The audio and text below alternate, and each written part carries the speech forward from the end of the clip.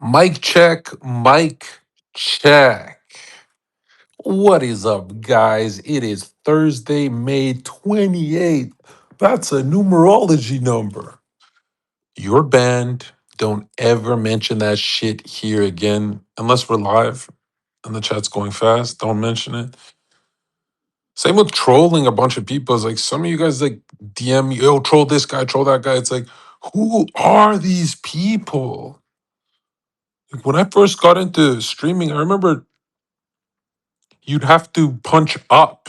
You couldn't just respond to anyone because people would laugh at that. And now you're supposed to respond to 100 botted streamers. It's like, I don't know, that makes it look really stupid. It's like, why would you respond if you don't get any? Like, think about it. If you respond to everyone smaller than you, they get to go to bed thinking, what a fucking idiot. Like, I just gained a few followers because Zherka responded to me.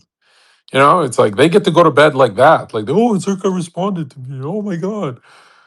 And which is interesting because like you look at 90% of streamers or online personalities, you'll notice that they don't have that defiant position. Like whether chat loves Zherka or hates Zherka, Zherka will say chat's being a faggot.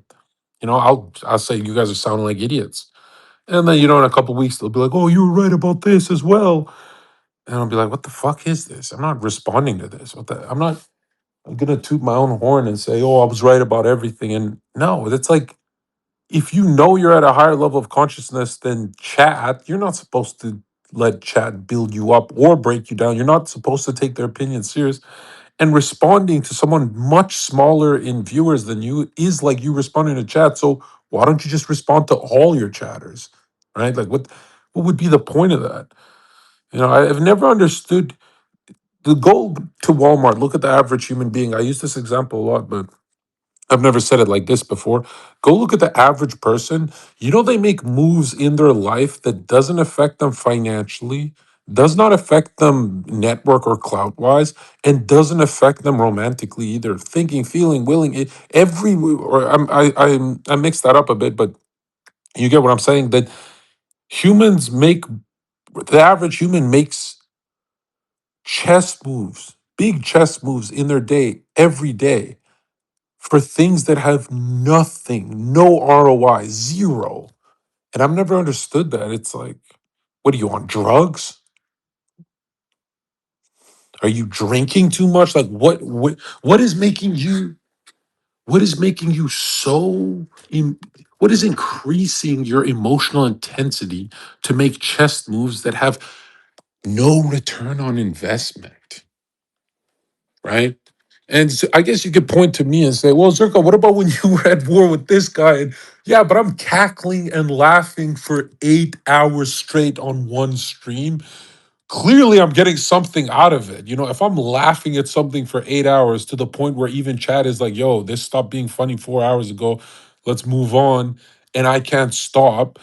Clearly, I'm possessed by the the trickster, right? I just need to keep that meme alive in my head because obviously it usually reminds you of something else that you probably don't want to share with the audience, but it has like a deeper well of energy, even though let's be real, that's cope. If you spend 8 hours trolling a day, you could pop off much sooner in your life. If you like, nobody realizes, everyone's like, oh, Zerka, you're a troll, so that's what I'm gonna do. And it's like, dude, you guys do realize that the trolling slows me down a lot. Like, I might enjoy my life more, but it slows me down a lot. Anyone who's watched who has been in my chat since the Twitch days knows, oh wow, this guy could have popped off much. This guy could have done more views. This guy could have, but he has to troll this retarded Dunkel character. What I would cut my viewers in half to keep the troll going with like 1,500 viewers, which I had no idea that's a lot of viewers until recently. Because I thought botting started in 2024, but botting's been around since 2018 and like cheap bot service and stuff. So most of the people I was competing with on Twitch actually had less viewers than me. And I'd go live with Dead Hex and be like, there's no way their chat's don't move. How are they beating us? And Dead Hex would be like, Dead Hex didn't even know. He's a smart kid, but he didn't know. No, none of us knew. Like none of I didn't even know that people bought their follower counts so they could get collabs, let alone their viewer counts, right? And I found this shit out. I didn't even want to believe it till 2024 until it was too obvious. And then I'm like, oh wow. So even on a liberal ass left or excuse me, left leaning platform like Twitch, I was always doing great in views, especially for 12-hour streams, which can get really boring compared to a 2-hour banger stream that can peak viewers at a higher. And they teach you that, like everyone teaches you, hey, if you stream more hours you get more out of it. But no, it's more like who's getting the best waves of engagement. So if you peak at 5,000 viewers for 2 hours, it's better than being live for 12 hours. But if you genuinely love streaming, you can't stop. It's very, well, when you're locked in, you just can't stop. You're like, why would I kill that momentum? How do you even know you're going to repeat it tomorrow? Yeah, so it's like you wouldn't end that. But I just remember being so confused as to why so many streamers had higher viewer counts, and now they're working day jobs. Like every single, when I say I've had a lot of friends in my life, I don't mean like, oh, I'm the cool guy who made a lot of friends. No, I mean like I had a hacking system. I had Twitch. I had, when you're on social media, you make a lot of friends really fast. I don't even know if you call that friends, but that's what I mean. And they all went away, which is funny because a personality like mine shouldn't be around that many people. I'm very, very easily disgusted by humans. And I don't mean that just like in the way I usually talk about it. I mean it like, if you say something that reminds me you're not going in my direction, I get really turned off. If I'm not laughing at you, I get really turned off around you. So a lot of good friends of mine were like, where did Zherka go? I must have said something to turn him off. And it's like, yeah, if you remind me your mountain has nothing to do with my mountain, it is like a huge red flag in my head that it's like, whoa, I make a mental note of. It's like if someone, it's like if I joined a Zoom call with a bunch of engineers talking about mathematics, a huge red flag in my head would just rise and I'd be like, oh shit, I'm wasting my life.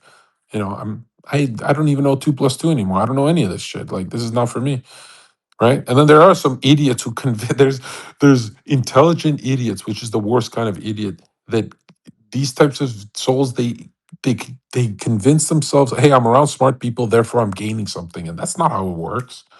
You could be around 1,000 geniuses. If you guys are climbing different mountains, you'll never speak their language. And it's even more dangerous if you do, because you'll stay on their mountain longer and realize, oh, it's not my mountain. And there is, when you wake up in the morning, not to make this a motivational thing, but when you wake up in the morning, there is nothing more important than realizing, oh, stagnation isn't an option, right? There is nothing inside of you that wants stagnation. You want your mountain, you want to climb it. And if you are as competitive as me for the things I want out of my life well, I already have them, but I want them to blossom further. They're not going to look like your things. Like a lot of people are like, dude, we want the same stuff. And I'd be like, no, you wouldn't. If you were in my shoes, what would you do? And they'd be like, oh, Zerka, I would live stream or I would vlog. Like, okay, clearly we don't want the same things. I'd rather have money and focus on my craft. I would really love, if it was a speed operation, that would be awesome where you can't get banned. The platforms are meeting you. They're not snaking you. You don't have to worry about getting banned and all this stupid shit. That would be a different thing. But even that would get played out for like a grown ass man with hair on his ass. Like, bro, some of you guys, that's why I tell you guys to make your dreams come true fast so you're not older guys live streaming. There's a lot of you guys who are going to be doing your live streaming shit around 28 and you're going to start doing really well. And you're going to come to me for advice and I'm going to be like, dude, this is like a 25-year-old man's game maximum.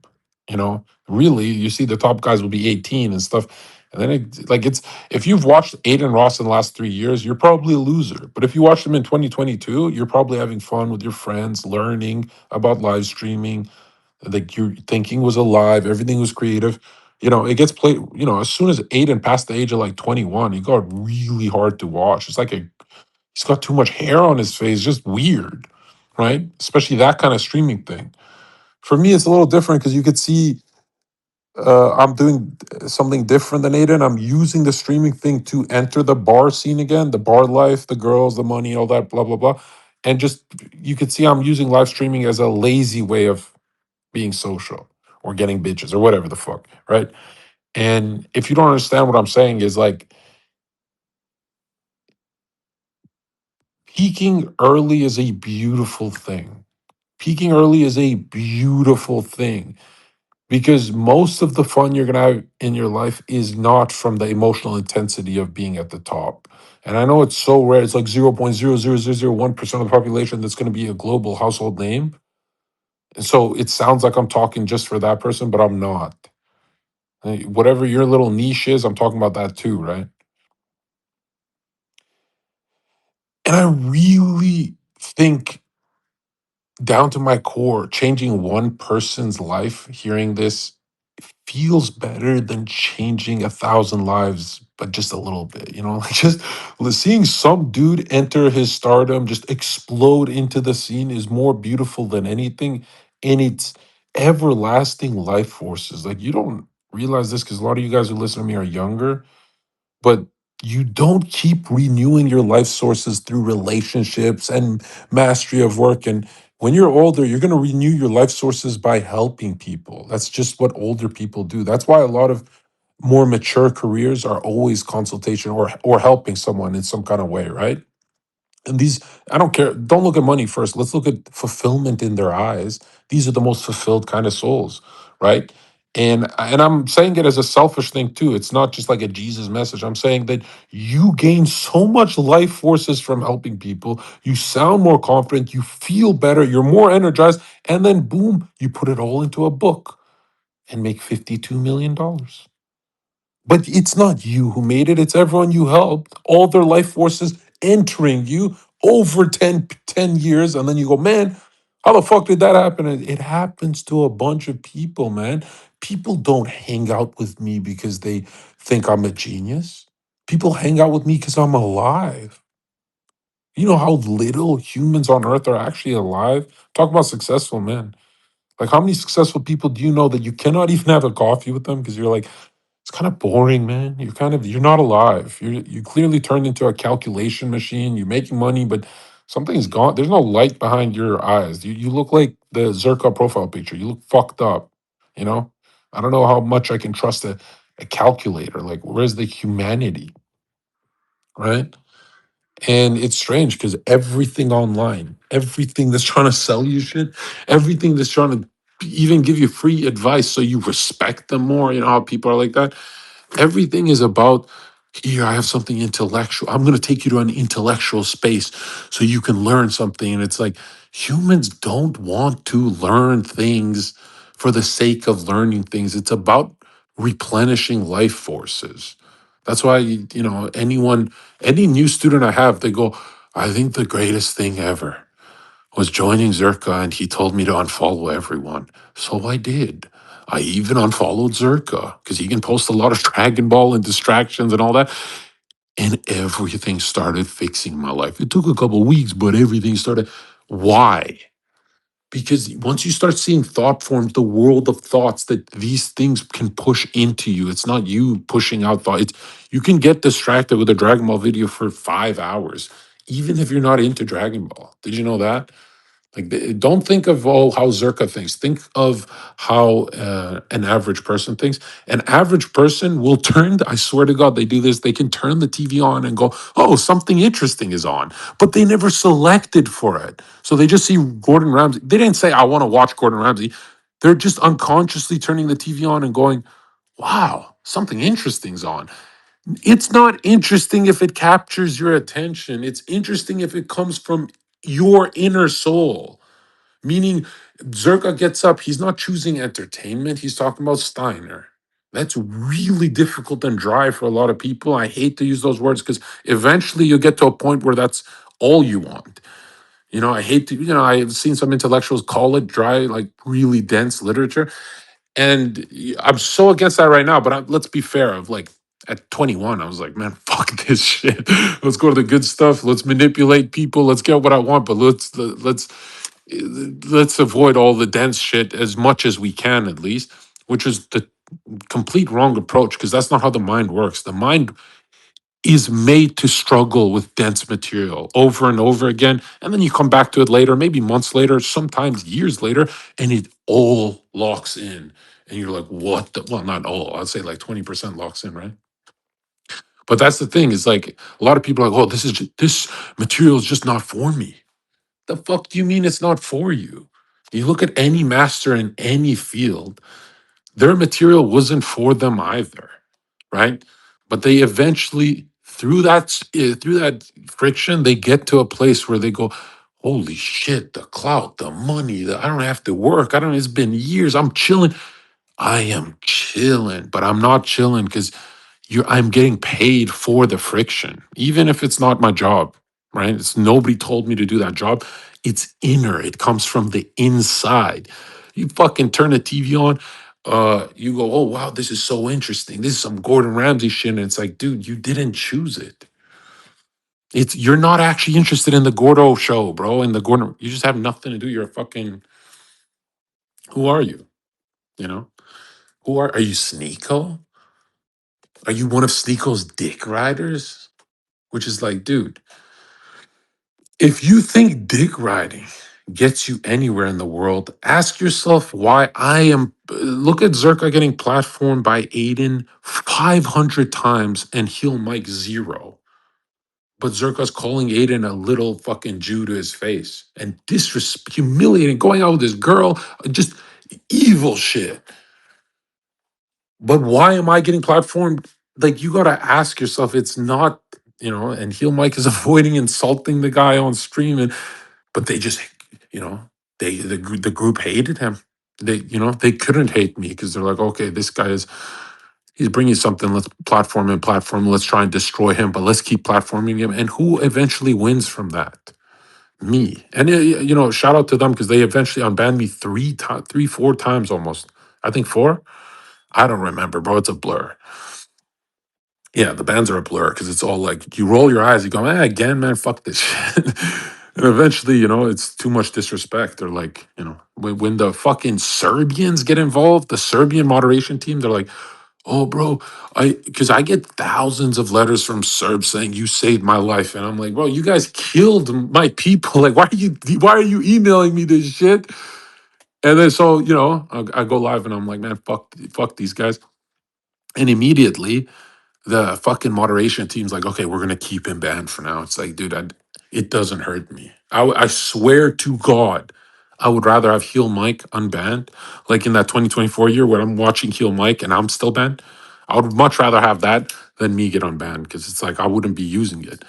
But why the fuck would someone respecting Aiden not get any platform time? He got zero. Mike got zero clout out of that whole saga. I had to pull him on, which is crazy because it's like he was the respectful one. But you got to ask yourself, is dick riding, what does dick riding mean? It doesn't mean that you don't have talent. You're just making a huge fool of yourself. Because imagine going live, dick riding Sneako, trying to signal to the world, they're like, yo, this is my guy. And it's like, dude, look at your analytics. It's not doing that much for you, bro. Like, you kind of look pathetic. Like, if your tongue is going to be up Sneako's ass, show the analytics. Show at least, have that kind of thing where you go, hey, my game plan's working. Yeah, here's the truth. Let's say you build yourself dick riding some dude, right? Brown tongue and all that. By the time you're done getting to, let's say, your 100,000 followers of dick riding, by the time you're done that, not only is all the top comments, who usually they're wrong, but in this case, are they wrong? It's like they're going to be saying that you're like the Mike Malek of the, you're kind of just that guy next to him. Not only are they going to say you're a suck up and all that, but really you're going to feel it inwardly. After you spend a year of sucking up to another human being, you've changed your soul so much, your soul structure, that it is impossible for you to fix it because it'll take a year to reverse all that. And I don't mean reverse like you're going backwards. I mean, you'll become a new thing. You won't go back. You'll become a third thing. So you'll be you and your talent plus the sucking up plus the third thing that comes out of it, which is so counterintuitive to what you want to do. Like if I could build a young man's confidence for 5 years and he gets zero followers, zero money, but I'm still building his courage, one day he gets platform and he pops the fuck off and he doesn't need me anymore. It only takes once to pop off. I know a lot of you guys message me like, I don't believe when you say this because everyone pops off and their name just fades and they don't get to do the retirement plan like Zherka. And it's like, dude, you're pointing to examples that popped off over. I'm not talking about popping off over a joke or a meme or sucking up to a friend or being a camera guy. I'm talking about popping off through individuation where people point their finger and they go, what is wrong with him? That's what is wrong with that guy? Wait a minute. Actually, actually, in a weird way, he's so weird. It's kind of relatable. And if it's not, I respect that he is doubling down on his weirdness. It's almost like that man has nowhere to run anymore. He's got nowhere to run. He said, you know what? There's no mask in the world that fits my face. Let's use my real face. And people love that shit. Even if a human can only be real, what do we clock him? We clock humans for being real for like what? 10 minutes? Dude, 10 minutes on a live stream will skyrocket you. If you could be real for 10 minutes of your life, that's awesome. So some of the most real people we see, like rappers, they're snitches. They snitch to the police. It's not really the realness you were looking for, right? And a lot of people are afraid to be real without talent. Dude, talent grows in realness. Like think about a little kid working on his archery all day, right? His bow and arrow skills. That's him, his alone time, his realness over many years. And then eventually, he's the greatest archer in the whole medieval village or whatever, right? So you guys don't realize that, like, the authentic part of you that's inside of you that keeps nudging you. I want to get out. I want to get out. I want to get out.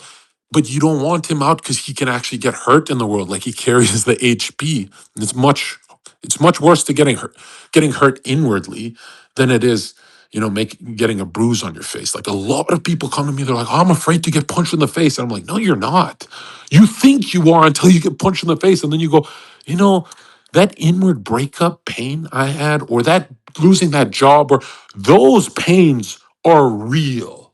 The physical stuff isn't I swear to God, you could get the biggest pussy on earth. It's an illusion that the external world is going to hurt you if they punch you in the face. It's an illusion that hurts. What really hurts is failure. Bro, failure hurts so much because it always whispers the same story. It says, you're not going to get this until you can stand on your own 2 feet and fail with an upright spine. If you can fail with confidence, you can go to the next level. But what human can fail with confidence? Not even the top of the top. Look at the top athletes when they fail. Bro, it burns them alive the most and they transmute the fire. You know how hard it is? For some people, it takes 10 years to transmute all the fire in them. For some rare individuals, it could take a year. For every single, think of a hermetic philosopher or a really wise sage. Wise meaning they suffered the most, right? Crystallized pain in the face, cuts and scars and all that. Think of that sage. As soon as he feels the anger from losing what he's trying to do, he stands firm. And that's it. A lot of people are like, the hardest thing is to do this. That no, the hardest thing is non-action. When you have to just keep standing and you're like, damn, I failed again. And this time it took a financial hit, it took a network hit, it took a romantic hit, it took multiple hits at the same time. And I feel like I'm getting worse at this. And at that moment, you have to keep your spine straight and keep standing. That moment, your mom, your friends, your whoever calls you, you cannot lash out at them. You have to have the conversation with them without being reactive, without saying, why the fuck are you calling me right now? And they're like, damn, what's wrong with you? And because all that inward fire is just fucking, it's burning you alive, and it's like, dude, blowtorch it, man. Keep it in the center, right in the middle of your heart. Keep it right there, and stand straight and fail with honor. Fail with honor, because by the time you're 30 years old, you understand, oh, failing with honor is the next step. But in your 20s, you can keep repeating this message. Like a lot of people are like, oh, Zherka, I tried that. It's like, no, you're not under. When I give you guys advice that I seriously emphasize, I'm actually telling you guys that you're gonna go through it thousands of times. Like, I'm not talking about a one-off scenario where you fail and you're like, oh, I stood there. I'm talking about the same failure for 1,000 times in a row. And it's got to be done. It's got to be that failure that makes you think, what if I'm not cut out for this? That's always the final thought of a loser, by the way.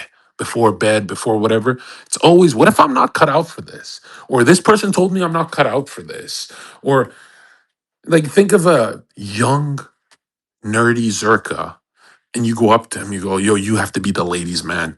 Out of 8 billion people on earth, you have to do it. You can't be like Dan Bilzerian and pay the women, right? Which I'm not calling him an ugly guy still. I still think they want to smash. I'm fair like that. But just the whole paying for it aspect is like, don't they get the lifestyle? Why are you paying them if they get the whole $2,000 a girl to hang out and orgy? And it's like, dude, they're already getting your lifestyle. Like, there shouldn't, that payment thing is the girl hustling, is the girl smashing, knowing he got hooked and immediately saying, well, I can't come because I have to work. And they're like, okay, we'll pay your work bills. How much? And she goes, 2,000. And they go, "You what? USD? What the fuck are you talking about?" And they go, well, yeah, I have to go. And then they know. So these girls, you don't know what an escort is, bro. They know they got that kid hooked, and he has to start paying them. And then one of them tells the other one, "Oh, you paid me this much. Oh, let's go. Let's all crank our prices at the same time." And it's like, dude, at that point, it's like there's no respect left. I'm sorry. When it leaked that they're 1,500 to 2,000 a girl, dude, they were already on the yacht. They were already on the yacht with the chef, with the having fun, with they're doing their shrooms and all that. They already have the billionaire lifestyle, because it really doesn't change from billions to millions. Let's be real, it's a fucking boat. But I'm telling you right now, when they get all that and the girls start hustling, you lost your masculinity right there. You're a faggot, because a lot of you guys would say, well, Zherka, then if you did the Dan Bilzerian thing, if your dad gave you 100 million and blah, blah, blah, if you did that, you would have had less girls. 100% I would have had less girls, those kind of girls. That the idea that I'm getting milked after providing a heavenly environment, that's crazy to me. What? I would have reduced the number so fast just to keep my honor, just so none of them can come out on the news and say, well, he paid 40 of these girls 1,500 to 2,000 USD for the party, that they come around to 8 p.m. and leave at whatever. And it's always the guy thinking, oh, she's gonna get hooked. Yeah, they can get hooked for a bit, but who gets hooked longer? Women are the reflective force in nature. Clearly, we gaze into them, we will get more addicted than they will to us. Like, let's call a spade, right? We're the outward, we're like we are the solar force in nature. But they are the moon, they're reflective. So when we gaze into them, we can lose ourselves in that. You're paying 2,000 a girl when you have a six pack, you're a good looking guy, and maybe you're 5'4" or whatever they're saying. Which, by the way, a lot of people are like, Zherka, do you actually hate short people? Yes. Anyone whose thoughts are more earthly, I find them kind of useless, because my whole, and I'm not saying everyone should think like me. I don't think it's possible. I couldn't even convince people to think like, even tall people I couldn't convince. But when my incarnation is all about spirit, right? Even the destructive faces are spiritual, like they're connected. Like there's a reason why I'm choosing to destroy right now. When you find someone like me that's etherically so upward, right? I'm not talking about pure, but I focus so much on thinking. I'm not saying I'm a thinking type. It's like, I really am not saying that. I'm saying I'm focusing on it. But my ideas are otherworldly. And then you have someone like Dan Bilzerian who, like, imagine having a deep I only judge a human on their deep conversations, or what they say when they don't speak, right? But just imagine his head, like any human that talks to me about Texas Hold'em and gambling. And, a lot of you guys are like, dude, these gambling streamers want to be friends with you, Zherka. How come it's been years? You haven't even hit them up. And it's like, dude, sitting in a room talking about gambling, I could never do that. You know how much money I've lost because I'm not into it? I'm 6'5". My thoughts don't go towards gambling, right? I don't have earthly thoughts like that. I think the strongest earthly desire I have, a lot of people would point and say, oh, yours is lust, yours is women. But if you saw the behind the scenes, you guys would be like, holy shit, he spent years alone. And I loved it. It was suffering, but I loved that kind of suffering because, we were doing, I guess it was COVID, we were doing other things. Like I was focused on other things, but it wasn't like that compulsive Sneako every weekend he needs to smash something. I've never had that compulsion. I force myself because it benefits me to have ladies around me, right? It benefits my incarnation, right? Yeah, but it's like don't waste the chat archetype. I've seen a lot of people do that, and it's kind of depressing when you see that guy in Walmart. Like, I just hate that. It's like me being tall and not playing ball. Like all of you would be like, "Oh, Zherka, that's weird, bro. You can't be that tall and not play basketball." And I go, "I know. It's horrible. It's actually horrible." It's like, and I grew up with black kids playing video games, those kind of black kids, right? And Dragon Ball and all that. I didn't grow up with the, right? And it's horrible. It's like, if you tell a tall guy, hey, if a tall guy says he doesn't play basketball, it's kind of like what the fuck are you on earth here for? Like, even just go play for fun at least, right? It's horrible, right? And you see that with anything, a good writer that doesn't write, that's all I could think of. If I meet a good writer, and I go, man, this guy's tweets are hard, and he doesn't write, I go, whoa, you're a fucking, or for you guys like entertainers, Zherka, entertain me, you're so good at it and stuff. Bro, when people are not using their gifts, Dan Bilzerian, I don't have a beef because you're lying and calling Nick a Fed. I mean, that's not where my beef started. I don't have a beef at all. It's more like the paying the women thing. Like I remember on my Twitch days, you guys would ask me, you guys, what do you think of the short guy, 5'4" Dan Bilzerian? And I'm like, I wouldn't have anything. What would I talk to him about? How could I be a fan? Right? I remember Jackson Hinkle. When I first platformed Jackson Hinkle, he had like 50 viewers. Right? I'm like, oh, this guy's gonna be the real deal because he's gonna pop off because he just the interactions with Adriana and stuff was funny. So, but I remember going to his house in LA and he had Dan Bilzerian's book, and I'm like, he shows me, he's like, yeah, I bought Dan Bilzerian's book, and I remember thinking like, how do you guys? What is in this book that a political guy like you could, get into? I didn't even get it. It's like how, I went through like one page. And I'm like, what the fuck is this shit, right? And by the way, it's the book. It's a book based on lies. When a human being lies this much about their own incarnation, they are deeply insecure. Dan Bilzerian tells the world. I don't care about any of the military lies or any of that. I don't care about none of that stuff. I care about, and I do care. I care enough to mention it right now, but I don't care as in I don't need to put focus on all of his lies. This one lie is what really pisses me off. He he somehow, and because he's effective with his lie, like he convinced enough people, it pisses me off even more. Because if he didn't get away with it, I'd be like, yeah, whatever. But he convinced a huge majority of his fan base that his rich dad didn't give him the money, even after it was leaked that well, we know the truth now.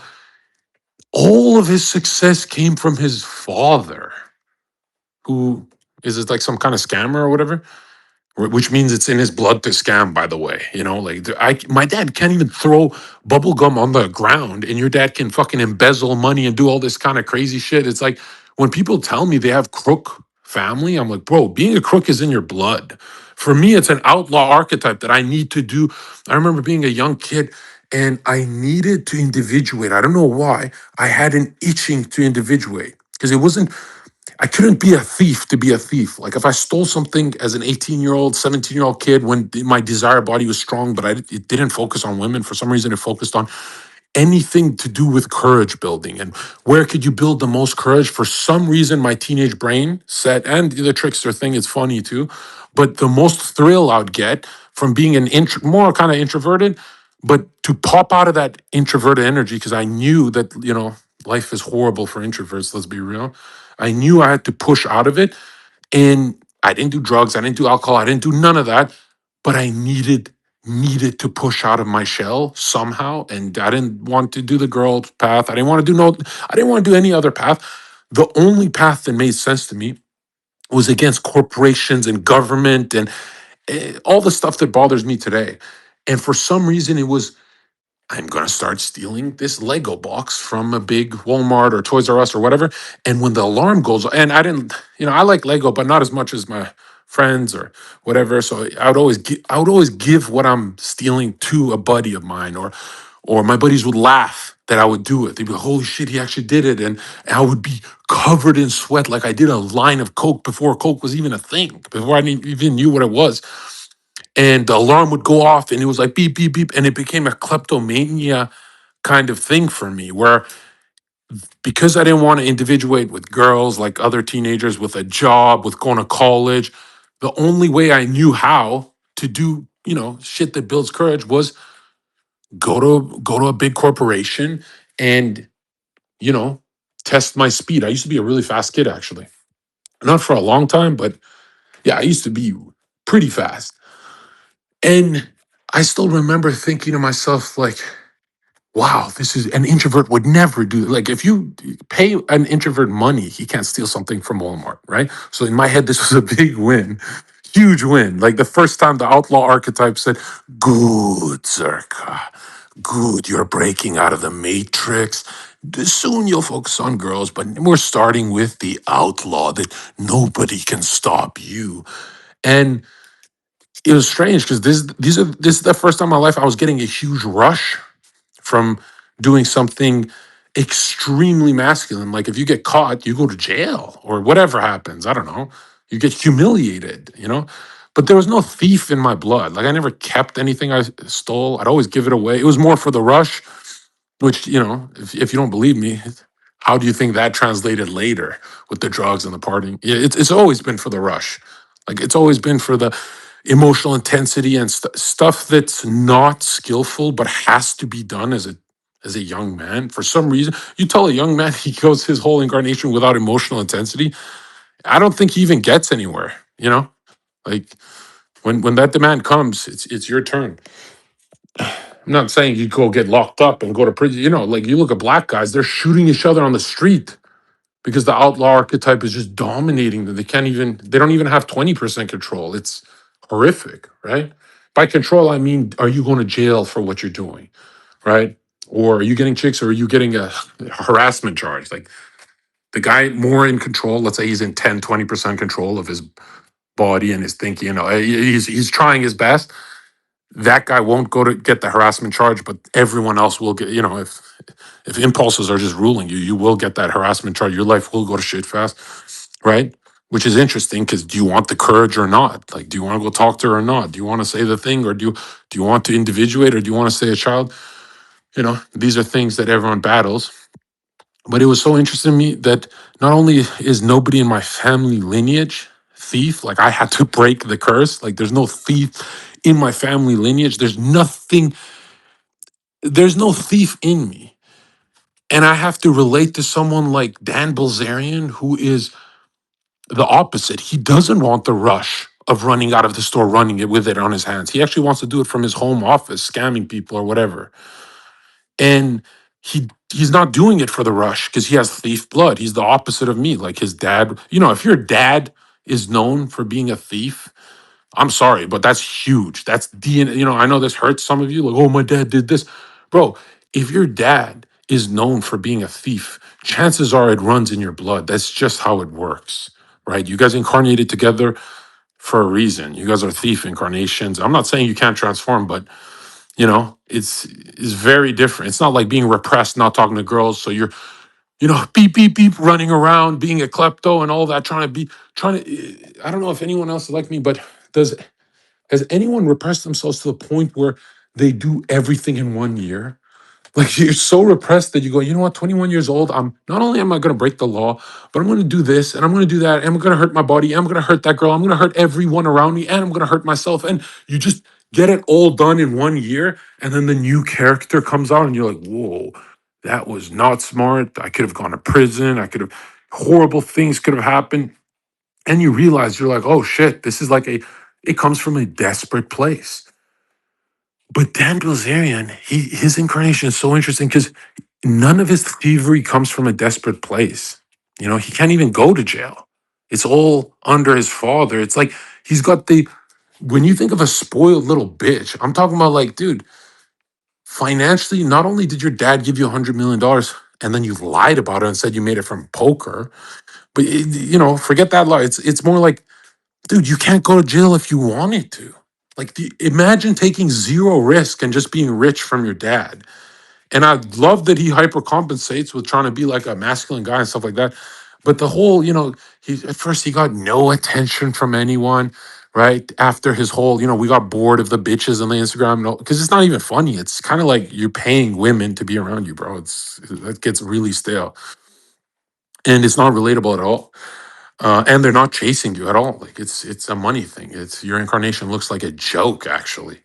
But in my chat and I, we used to shit on this guy all the time, right? But it was more funny.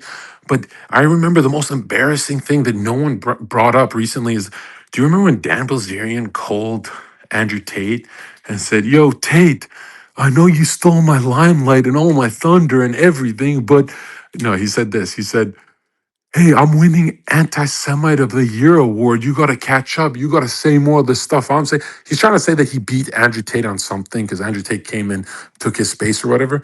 I found that so embarrassing. If you see that video, I found that so embarrassing where it's like, dude, you shouldn't say that out loud because it sounds like you only got into politics because you're only getting likes from this. You're not, and think about it. You know, how did he used to generate likes? Is not from politics. So it's really fake. It's like, dude, I don't care if you're like helping the cause when your heart is in the wrong place and you're gonna attack someone who's been in the game 10 years like Nick. Dude, this is so if you support Dan Bilzerian, you don't have to like Nick, but if you support Dan, you're kind of showing the world you're the fakest person online. You don't have to like Nick to realize any account you see on Twitter that supports Dan, even before this stuff I mentioned, it is like, dude, a fake incarnation that got all of his money from his dad and is untouchable. Really, he can't go to jail, and he lost his likes with the paying the women thing. So he got into politics last year, and now he's attacking the guy who's been talking about this issue for 10 plus years. Y- it cannot get any faker than this. You know, this is like a fake incarnation. Not just because his dad is a fake person. And by the way, if you come from a scamming family, it's like those people in high school who used to steal out of people's lockers. I couldn't even imagine stealing from another human because humans have so many problems. Ever since 6 years old, I knew this. I couldn't imagine stealing from another human, even if they were rich. From a big corporation like Walmart, I really don't give a fuck. I'm not encouraging it. But you know, I'm talking about like hurting someone, like you actively seek out to hurt them, or you phone call them and scam them or whatever the fuck, but you're harming someone. And then you think of that's what his dad did for a living and went down, you know, he went down for this shit. When you think it's kind of like, you know, I love that movie Wolf of Wall Street and I love Jordan Belfort just because when I see him, I can't hide it, you know. When I see him, I'm like, whoa, what the hell? You know, I've met him and it's crazy. But there's this gut feeling in my stomach where it's like, dude, Jordan, you're a scammer. I'm nothing like you. I could never do what you did. And I saw one guy comment on Twitter. He's like, this is some Jew scammer and stuff like that. I'm like, that's the posture we need in society where it shouldn't be cool to be a scammer or pay girls $1,500 to hang out with your. None of that should get likes. None of that. And and we live in a crueler world that the people liking that kind of content usually what they get depressed and almost kill themselves and it gets horrible for them, right? You can see everything about an incarnation by the shit they watch. You know, it's like think of humans who watch gambling streamers, right? Now, is that even? I'm gonna just say it, dude. I know this is really, really against the stuff I preach, but I'm gonna just say it, bro. Those are not even humans to me. Like if you watch gambling streams, there's nothing about you. There's no thinking there. You're unconscious. There's no feeling there. There's no beauty in your life, and there's no adventure or will. Like you're literally not human. If you don't, if those three are not a part of your life, you are not human to me. You are becoming something else.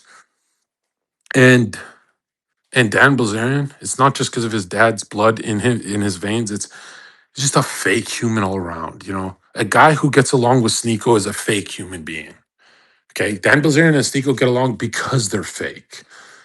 By the way, Nick got to be the most patient guy on earth. Imagine having Dan call you and you're Nick. You don't want the bitches. There's nothing who tempts you. There's nothing in Dan's life that tempts him. So you have to just, there's no gain for Nick. You just have to listen to that call all day, on and on about the Jews. And it's like, thank God this breakup happened, because it's like, you can tell when someone's doing it to, when someone's smiling at you and saying, I won anti-Semite of the year. A lot of people are like, dude, Zherka, it's been a year and a half, 2 years. How come you're not on the anti-Semitic train and stuff? I'm like, because it's cringe. It's corny. It's like, dude, posting about that shit all the time. What the fuck are you doing? You look like Dan Bilzerian, bro. Get your life moving. And people attacked me for it until Clav repeated the message, and they're like, you know what? Clav listened to Zherka, and it's working for him. It's like, of course it's working. Do you guys want to turn out like Dan Bilzerian? Right? Imagine without the dad, though. No, it's cringe. There's nothing more cringe than trying to win anti-Semite of the year. If you're trying to stop kids from dying, that's a different story. But if you're trying to look cool on the internet and garner likes and stuff like that, dude, garner likes for the topics you're known for, right? The people are like, Zerka's like an Alex Jones channel. He talks about like Alex Jones shit. That's what he gets his likes from. He doesn't, you know what I mean? So when the whole world started trying the anti-Semitic, world thought, they joined that. They plugged themselves into that. That's when I got out. I was like, bro, this got cringe so fast. It's like how the whole world talks about Drake, and it's like, dude, are we forgetting Drake's a faggot? Like Drake is literally a faggot. He makes some good songs, but no one. I'll say this, man. You will never find a woman that doesn't cringe at you for listening to Drake when you play it in the car, when you whatever, unless she's a super fan, which is rare. And if she is a super fan, she enjoys listening to it alone, by the way, not with you.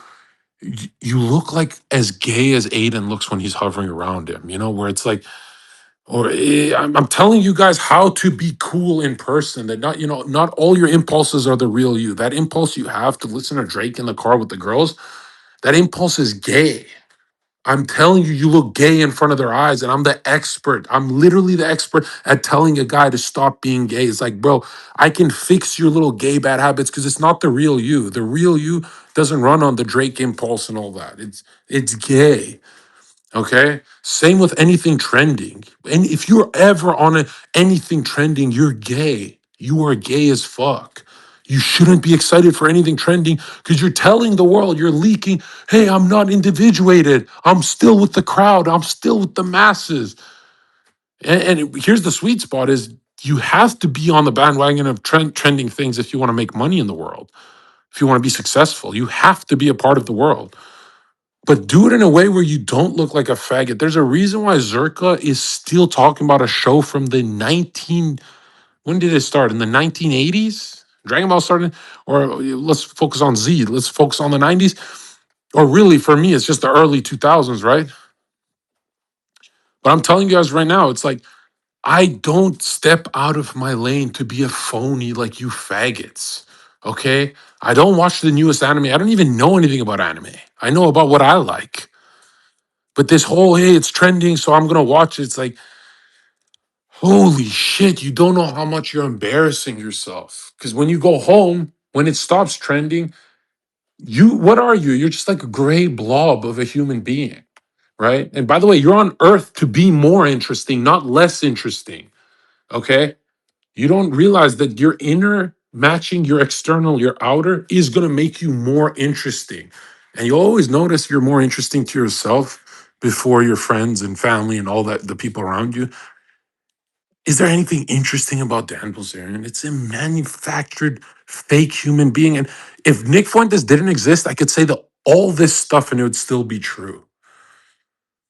And a lot of people are like, yo, it's hitting you late to attack the guy. And it's like, I don't attack people just because they're beefing Nick on Nick's time. I'm not on Nick's schedule. I'm not on nobody's schedule. I'm on my schedule. But now that I have free time, I'm like, what did this fucking Jew say? Dan Bilzerian's literally Jewish, trying to solve the Jewish question, which, by the way, It's not hatred to say there's a lot of Jewish institutions that are fucking you over. There's nothing racist about. And a lot of you fucking hippies tell me, Zerko, love all people. And I preach that you're supposed to work on yourself before you criticize someone else. But as you're working on yourself and someone's bombing children, you can speak up, homie. You don't have to. A lot of you spiritual hippies need to get the fuck out of my chat. You guys making comments like, well, if they all just focused on themselves, it's like, bro, there's dead babies involved. Like, it's time for you to speak up, you know. And a lot of you guys are like, well, it's 2026. It's too late for me. It's not too late. It's not. Structure your soul based on what you see is wrong. If you see blood on the TV, dead kids, and you know it's not fake news because you did the research, you got to speak up, homie. You can't be like Dan Bilzerian speaking up, because in the beginning it was so awesome when he spoke up. I was like, look at this man. This is righteous indignation. But the more I watch, the more I'm like, oh, this is for likes? Oh, he's doing it to be that guy? Oh, this is getting embarrassing. And then Nick had his analysis of Dan, and I'm like, unfortunately, that's everything I thought, you know? Which I'm biased too, you know, like a lot of people are like, dude, if you've been watching Nick religiously since 2018, Zerka, you are clearly biased. And it's like, I am. I'm really biased. But I'm telling you right now, if you choose to go with Dan, you got to really ask yourself, where the fuck is it going? Right? The guy's talking about killing people. Like, that's just embarrassing, dude. If your incarnation ever tries to sound tough and say, hey, we should shoot this person or that person, it's like, dude, you've lost it. You've, by the way, and you're the dangerous guy, because there's retards in your chat that'll actually go do it, and then what happens, right? And I'm not that guy who says, oh, and then there's censorship and all that. I'm the guy that says someone died. You know, like, I found that really weird when Nick said, and then we get censored if one of your goons go out and kill someone because you inspired them. And I'm like, dude, that's not the issue. The issue is that someone died. God does not like that. Okay. So if Dan Bilzerian's talking tough, and the result is one of his chatters goes out and kills someone, the first issue before the system changes or the censorship comes is that someone died, and we are all responsible for that, which is really interesting. It's like, if you're in these spaces, like a lot of you guys are like, oh, I'm in these spaces trolling and I'm not responsible for. Dude, you're responsible for your thought forms. You really think that your will being activated, your will, you're not your true will, but your instinctive impulses to say certain things isn't being tallied? Like, think of the Catholic purgatory. It's like, it's all being tallied, dude. And a lot of you guys don't realize that it's like, being an online personality or whatever you guys are, chatters, it's fine if you have a check mark, but if you are the unconscious masses, you might be doing a horrific level of damage to yourself. And you have to go through and see all that. And it's traumatizing on the other side. I guarantee you guys are going to be like, whoa, what the fuck? Maybe liking Dan Bilzerian's post after he said he's gonna kill someone. Maybe I don't want to do that, right? Or you guys got to ask yourself why you incarnated in a timeline where you can like and dislike things. Is it just for fun? You know, where you have more of a say in what your soul does, where you have more of effect on the world. You know, your likes and dislikes, they really matter. That's why I try and curate people's timelines. I'm like, if your timeline could be just as soft and normal as possible. By normal, I mean peaceful, like inner peace. Some animal videos, some Dragon Ball, some just things that keep you human. Because a lot of the other stuff is gonna bleed in there and agitate you and make you, like and dislike horrific shit and do damage to yourself. And it's like, dude, draw the line at killing people. How about that? I think you should draw the line much. Let's say you're developing mastery over something. That's when I think you have to unfollow everyone. If you're getting close to entering the basics of your mastery, the basic level, so where you're a white belt, but you're finally actually putting the concepts together, and you're like, whoa, I think I'm entering the beginner stage of mastery. If you're in that beautiful sunrise of your life that starts at like what, 27, 28 years old for a lot of people, for very few people on earth, actually, you know, because mastery is a rarer thing than you think. But if you're in that part of your life, then unfollow this garbage. This is all junk, dude. Concentrate your time on that mastery thing. And in the first few months, you'd be like, wait a minute, why have I been at peace for this many months? And I'm telling you guys to even lock your comments if it means you go further in your work. If you lock your comments and nothing changes, then that's kind of stupid. But if you're actually getting through the material more and less distracted, then bro, keep it like that. And once you're active, you can go back to being active. But you know, don't make life harder for yourself. And Nick is a great example of true mastery, where it's like, dude, that's how much brain power I want you guys to use a day. And Dan Bilzerian, he looks like he doesn't use anything in between his ears. It looks very performative, scripted, and I'm not gonna lie, dude. There's something about Dan where it's like you look 6'10" online. How the fuck are you this short? And why the fuck are we? Why is anyone letting that pass? Okay, I mean, if you look short and jacked, like what the fuck is that about? Right? There's no president who was short in history. Why are you talking about politics? Right? And people will be like, "What about Nick?" And it's like, bro, Nick isn't president, right? He's doing his thing. He's not president. Dan Bilzerian's actually trying to run for office. Like that's just crazy, dude. Right? And another thing is Nick could easily persuade everyone, dude. When your thinking is that developed, that calculative, that's awesome. And Dan Bilzerian sounds like he's the Anna Kasparian of the guy's side of whatever the fuck's going on. That's who he is. He's the Anna Kasparian.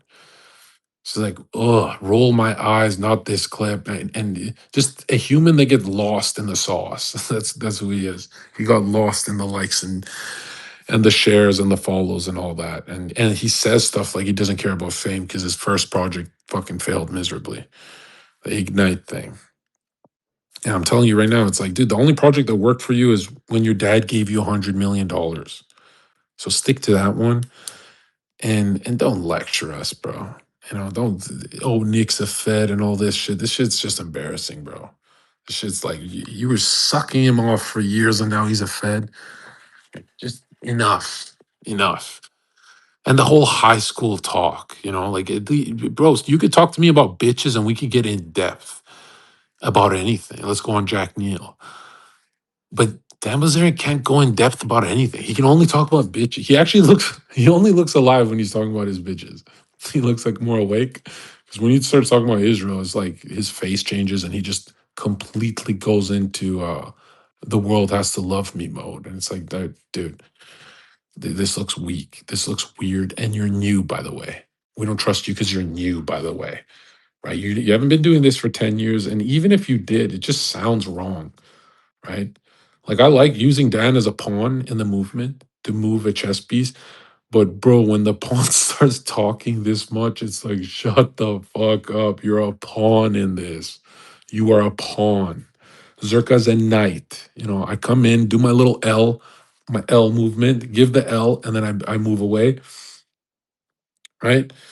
Like know your place. It's like if I started yapping about Israel for 2 years straight, imagine what you guys would be like, yo, Zherka, your heart's not into this. It's not for you. I hope you guys would wake me up. You guys would be like, nobody wakes up Dan. It's like embarrassing. It's like I listen to a fucking midget talk all day. I don't give a fuck, man. You're not if you by the way, if you're a midget, you should be a genius. You have to compensate one way, right? Can't be a dumb jock trying to convince me to fucking vote for you. That's retarded. I can't stand anything more than a dumb jock because how cringe is it when they speak, when all their forces are elsewhere? It's like, dude, we don't want what you're selling. Even if it was good for the movement, we don't want it. You know why? Because if we buy from you, it means we become like you. We don't want to become like you at all, right? Unless it was the Dan before the paying the girls $2,000 each. I don't know if he ever existed. Did he ever get bitches without paying for it? I was convinced he does until I was convinced. I used to even defend the guy. I used to be like, nah, he gets bitches. And it's like, he's 5'8", maybe not. Like there's nothing in a woman's DNA that says you are 5'8", let's procreate. You are 5'10", what? 0% of that. Like no woman, that doesn't exist. You have to be Napoleon. You have to be Napoleon. to get well, and they say he was a cuck too, and I don't even buy that shit though. I think they're trying to rewrite history, but some historians said that.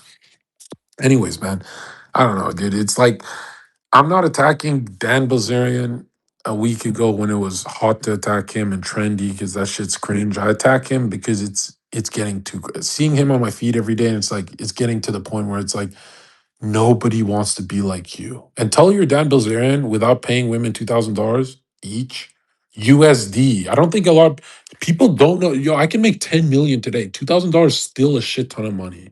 I can make 10 million today and I'd still think 2,000 is crazy amount of money.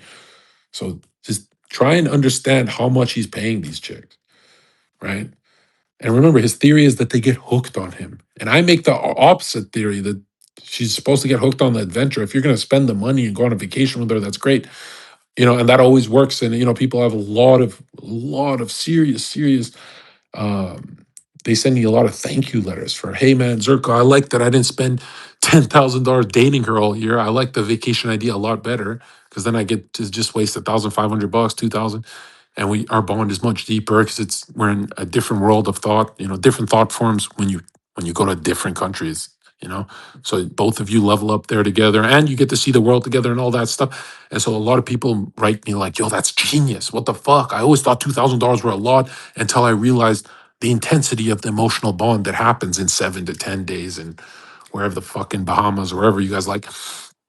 And people are like shocked. They're like, Circle, that's genius dating advice. Holy shit. And then I don't have to spend a dime for the rest of the year. We're just watching Netflix in the rain. And dude, I saved so much money doing it your way, but it costs more in the beginning. And I'm like, dude, everything that comes, everything that comes out of me is to benefit a young man, right? Because I want to live like a young man till I'm 70, right? So that's all I want to rewrite that OS, that program, right? So a lot of you guys don't realize that it's written for me so I don't fall off my path. Because it's so easy to fall off your own path. It's so easy to get distracted in the world, right? I think the greatest quote in all of human history will always be that distraction is evil. Or distraction is the definition of evil.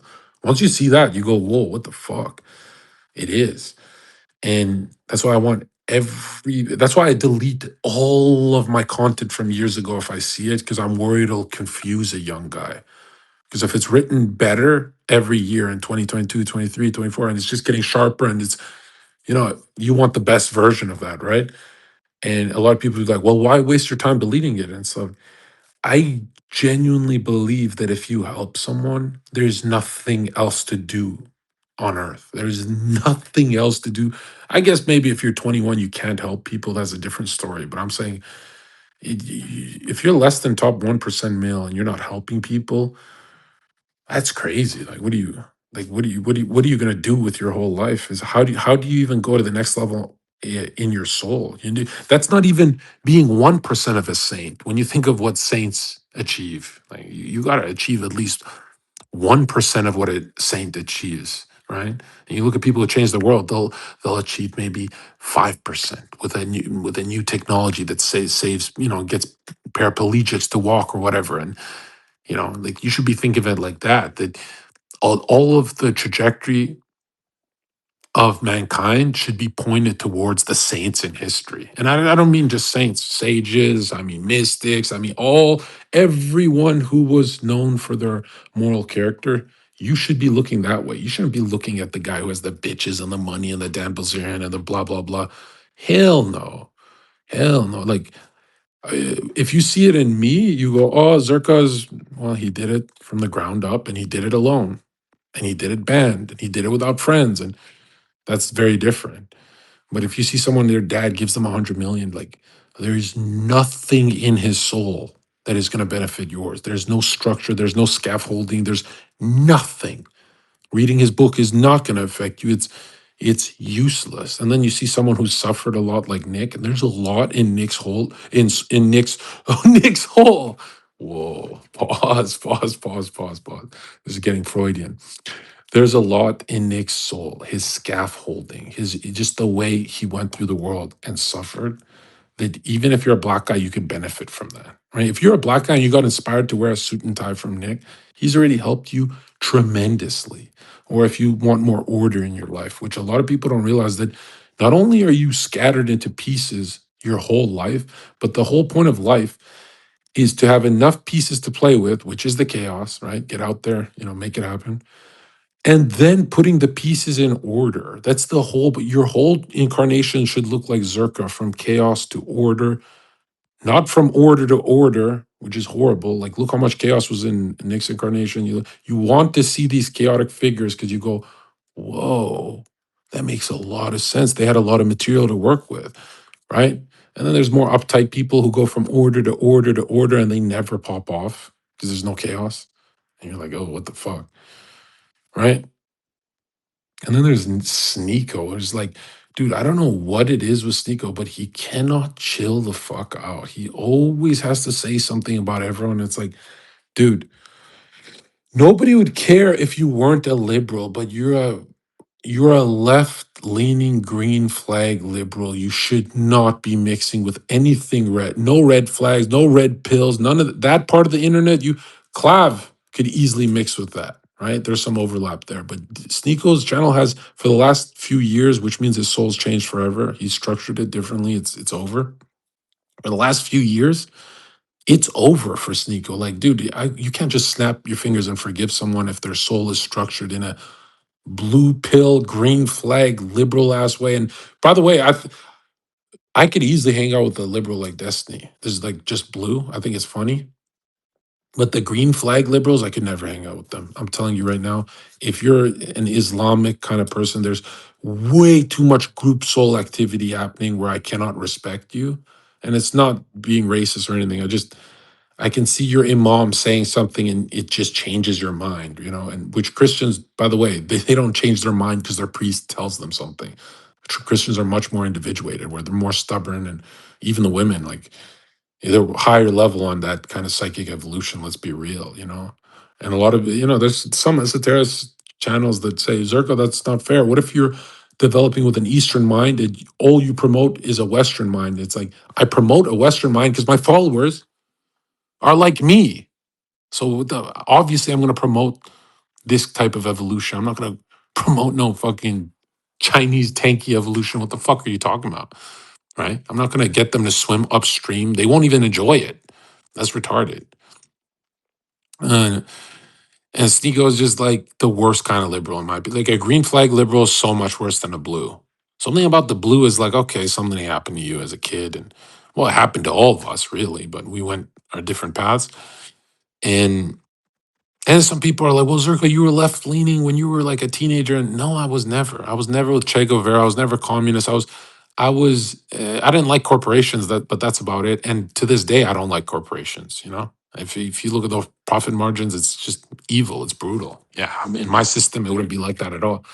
But I'm no commie. I'm no left leaning fucking. I've never had that. Like, ever since a kid, I was just the kid who watched Dragon Ball. That's all I've ever been. So anytime a woman would act differently from Bulma, Chi-Chi, or any of Android 18, those are like three archetypal forces of three completely different female personalities. But when I see women acting out of that archetypal pattern, I always thought, and I don't care how pretty you are, you're trans, bro. You're weird. Get the fuck away from me, right? And so I grew up with that. So my world's very red pill, very, to me, it's really normal. I know it's not normal in 2026, but to me, that's extremely normal. And so when women get really feminist and up in my face, I go, yeah, it's funny, but you don't remind me of Bulma. You don't remind me of Chi Chi. You don't remind me of Android 18. You don't remind me of the trinity of femininity. And I'm not saying they're all feminine. They're very different personalities. 18 strong and all that, but it's just done correctly with taste and in a way that makes sense. And I'm talking about to my instincts, to everything. And to me, it's like there's nothing sadder than a woman trying to look nice in front of me. Like, let's say she's trying to chat me up or whatever, and it's like, dude, you don't fit my childhood patterns of what a female is. Stop talking to me. You don't fit the soft female. You don't fit the strong archetype. You don't fit none of. You fit this weird mold of disgusting feminist type. And I feminists hate me because they can see me disgusted around them, like genuinely disgusted. And they hate that. Like no human wants to feel like, oh, I'm making another human disgusted of whatever you've structured in your soul is I know it's a part of the spirit of the times, and we have to get through this phase. But to me, I'm never gonna lie to myself. I'm always gonna say that shit's disgusting. Where do I see that most is with Dan Bilzerian. The way he talks is identical to a feminist like Anna Kasparian. It's like it started off cool and then it just became like this. You're dragging it on, mate. Shut the fuck up, man. Okay. And it's not because of Nick, bro. I was looking for a reason to just say this guy's gay as fuck. Because it's just like the beard, everything is just weird about when a human being doesn't change their look week to week, month to month, it shows me that they're really invested in that look. And it looks to me like the gay, it's like that guy who has a buzz cut for 10 years. It's like, bro, you don't have weeks where it just grows out and it gets messy and you like, what? You're a faggot. If you've had a beard for 10 years, you're a fat. Like, how's that even happen? Doesn't life get in the way? Like, how are you sustaining one look your whole life? You Google me, there's 1,000 different looks depending on what I'm going through, right? It's like, I'm like, I'm with the seasons. This idea that it's like Sneako, he always looks the same. He's always looked the same for the last 10 years. It's like, bro, you've had one look, like clearly you're not in the world at all. Like you're in your head too much and you're just afraid. And it's just if Dan Bilzerian's had a beard for 10 years and it's like, dude, I can't trust someone who's that into their looks like a faggot, bro. Right? The way Clav does looks maxing is just awesome, right? It's just awesome. It's just everything to win. He doesn't he does everything to win. He doesn't have a beard for 10 years or whatever the fuck. He just does things to win. He doesn't have this like mold of himself. He's a changing soul that's alive, right? He's always updating the OS and stuff like that. He's trying out different looks and all that. And he's not, it's really just to win. It's not for him. Then there's Dan Bilzerian where it's like, I want to wear a white t-shirt and have a beard for 10 years. And it's like, and I'm not saying I think guys who are into fashion are faggots, but also this whole like I look like the same character for 10 years. It's like, bro, you didn't go through anything. You've just been playing poker for 10 years. Like, come on, man. I think I have like a billion different looks, but it's not me trying new things. It's just, hey, life gets in the way. I couldn't get a haircut for a while. Like, you fucking tweezing your eyebrows, you fucking weirdo. Like, what the fuck are you doing, bro? What are you doing? Right? At least looks max. Like inject shit in your face, take it to the next level. Right? And a lot of people are like, well, since you don't do the stuff Glab does, then how come you don't shit on it? I'm like, it's hard to shit on someone who brings their niche to the top. Because that's a part of their soul, right? It's like, hey man, that's you and this is me. Right? It's like if I brought all the Zherka, everything Zherka talked about, which if you notice is curated. Like I focus on talking about only two things. What brings me closer to mastery, which is my inner world, is like that's everything to me, and my inner child. There's nothing else about me. That's the only stuff I care about, and they're both inward things. I've had enough outward adventure and experiences. Now it's time to get orderly and really maximize my life. But yeah, it's like most humans talk about outward things, like Drake did this, Drake Iceman, Drake that. So you're a faggot, bro. Right? Or hey, did you see this new video game or GTA? Or I'm excited for GTA, but I don't talk about it because it's cringe. It's like, dude, guys, if you're talking about everything outward in the world, you're leaking that you're like a hollow type of who the fuck are you? There's nothing. You can't even name anything that rotates around your world of thought. There's nothing. It's just what Drake's here. Are you sure that's your thought? Well, I just listened to Iceman and it's like, you're a faggot, bro. You're literally a faggot. And remember, I teach that it's better to be broke 5 years and build a really strong inner soul than be Aiden Ross. I'm telling you right now, it's way better to do it that way. If you put me on a lie detector and you say, would you rather have this incarnation or this one? I will always choose the one that gets the respect on camera. I will always choose the one where if you're hating on him, it's because you're jealous. You're clearly just jealous of the guy. I'll always choose the one that even if he's hated by the world would trade shoes with him in a second, even if he didn't have money. That's the guy, you know?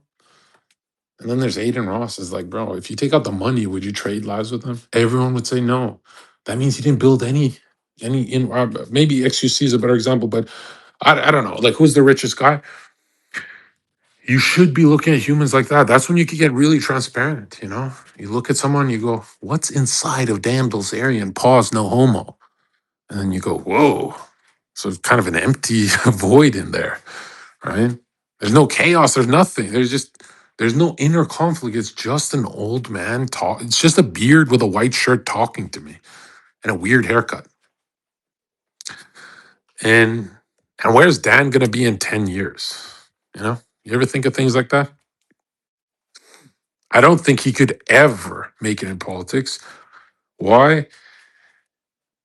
Dude, when you're known as being your dad's player, so basically his dad had a desire to have a lot of bitches, but because he got old fast, he couldn't do it. So the desire doesn't go away. It doesn't just stay in the astral realm. It actually pushes through Dan, right? Like my dad was so orderly, so disciplined, and all that. And so his chaotic inner masculine nature to get all the bitches, he didn't live it as much as he should have, but you can see it in his children, not his other two children, but in me, right? And so we're connected. We all incarnate together because we have shit that we want to do on earth like that.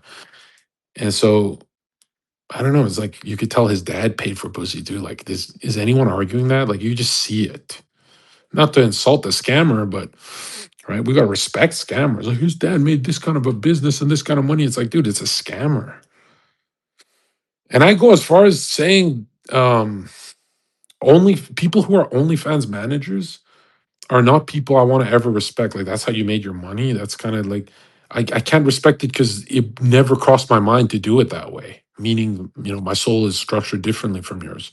And people are like, well, what about Clav and stuff? And it's like, dude, he has his own thing too. He's not known for that. He has his own thing going. He had 500,000 followers on his TikTok. Like, he had his own thing going. What are you talking about? Like, don't delete someone's own thing they have to say it's one way or the other, right? But if that's how they made their money, like Andrew Tate, that shit stings, bro. That's like, dude, you're giving us a path to make money in a path that my followers don't want to be OnlyFans managers. Their souls don't. You could tell because if you ask them to do the job, they'll laugh. They'll be like, bro, that's gay. It's like, dude, why don't you do it for the money? It's like, no, that's gay. It's like the soul rejects it. It knows that in the future it's going to bother them. It knows that it's not worth it, even for this incarnation, because you just lose so much doing that. And yeah, so me and my followers, like, it's not even an option in our heads, right? Like 0% option. Which, by the way, I'm not totally against it the way Bradley Martin or these guys do it, where he's signing them for a YouTube thing and they have an OnlyFans. That's a little different. If you're going to be on someone's YouTube channel and they want to take a cut off you, I think that's extremely fair because these women are talentless, like completely. It's like, what are you talking about? Even though I didn't do it, I just let anyone who's in front of the camera get on the camera around me. I didn't give a fuck. No, I wouldn't want the world to be gynocentric and feminine, where the woman gets everything the guy gets. No, I like that you're taking a cut at them, right? It's not like you're making OnlyFans content with them. That's a little different. But yeah, a lot of people are like, you got to call him out for this, or you're not a homie. Dude, I'm not afraid of losing homies for an opinion. I'm not like those. I've never been that guy. I'm telling you right now, if you're a YouTuber and you put an OnlyFans girl on, to be on your content, but she has to pay you money to be on. I find that completely normal. Even though I've never done it myself, completely if I could go back, would I do it?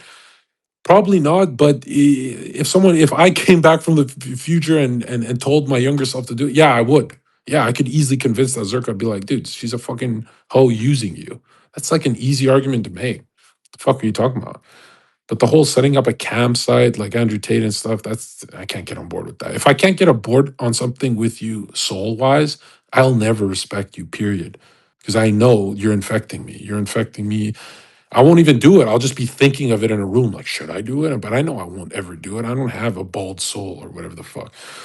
Right. Yeah. And I really teach. about inner structure because it calms people down. Like a lot of people have come up to me, they're like, "Yeah, I don't have a desire anymore to start a shady business, OnlyFans business, whatever the fuck, because of you, Zherka. I don't want to manage girls and stuff." I'm like, "Why?" And then they go, "Oh, it's because I'm always thinking of the inner structure, not my face, but how my face is actually forming. How am I?" I'm like, "That's a beautiful way to see the world, right? Because then your weeks, months, hell, even your years, they don't look wasted on stupid, random thought forms, passive retardation of, oh, should I do this? Yeah, I don't want you guys all to be winners. Not to make this, I always have to make it motivational because I rarely ever talk to you guys on these spaces. Go to thezercoofficial.com to talk. But yeah, man, it's like it has to be motivational because, bro, I don't have one. I like Nick. Besides Nick, I don't have one person I recommend you guys watch that I follow on Twitter. Period. And don't even give me names right now. Like that's how serious I am that I view people as under me. Like they're doing all the wrong things, but they have to go through those mistakes. I think especially in the spaces I'm in, it's like, or the part of the internet I'm at, it's like, if you don't live your life like Zherka, I genuinely find you to be like a mentally ill retard, especially because you know who I am, right? You're on my side of the internet. It's like, if you don't live your life like Zherka, I find you off balance, weird, boring, disgusting, degenerate, all of the above. It's like, and who's really doing it? It's like, dude, these people they're getting dumber, if anything. They're getting dumber and it's pathetic. It's like, and if I yeah, you know what's weird is I think I'm the only human on earth that could say my interests are not subjective. My interests are objective. My interests are what every young man's interest should be, and I don't feel like I'm being biased when I say that. Like, oh, you have spent so much time with Zerko, so I'm biased that way. It's nope, no. It's genuinely to be a man, to be even a young man or a boy or everything that is awesome with the male incarnation is in the Zerka section. I genuinely mean that. Like a nerd can get something from that. A jock can get something. Everyone can get something from that. Sneako incarnation is like, what is he doing with his life? If you take Islam out of Sneako, what do you get? Zero. Like, what is left? If you delete Islam from Sneako, what do you deplete him to? There's nothing there. A lot of you would be like, oh, he'll turn red pill. He'll have the Kaioken oversoul. And it's like, no, he won't. That's out of his heart now. Which, by the way, it's been years and we're still red pill. It's like, it's not a phase. Red pill is not something you go through. Red pill is finding the love of your life, staying with her, and never marrying her because she'll take half your stuff. You have to have the spiritual marriage like the old ancient times. You can't have the government marriage with Moloch and Planned Parenthood and all that satanic shit. That's what red pill is. And a lot of you guys have never gave an invisible ring to a woman and she loved it and stayed with you. It's like a lot of you guys have never done that. It's like if you cannot give a woman an invisible ring that doesn't exist, it's just a thought form, she don't fuck with you at all. Bro, I've had girls cry over dumb shit like that. And it's not dumb to me, right? But bind it on a contract, which by the way, there's a lot of Orthodox and some Catholics, very few. A lot of Catholics are really red pill. Like if you talk to them in the DM, they have the little Vatican flag and all that. And you talk to them in the DM and they give you all this stuff about marriage and Zerka, blah, blah, blah. And then you just ask them, okay, but are you going to sign that paper? And they go, well, if I had $2 million, I don't think I would sign it. If I was in your shoes, it's like, no, dude, if you have $2 million, you're not going to sign that paper. Well, you are. It's because most people do it. But you have to look at how consciousness is evolving, right? It's not the marriage you're convinced it's going to be, dude. An invisible marriage is a real marriage. She cannot take half your stuff and is staying with you because you're taking care of her and you are right for her.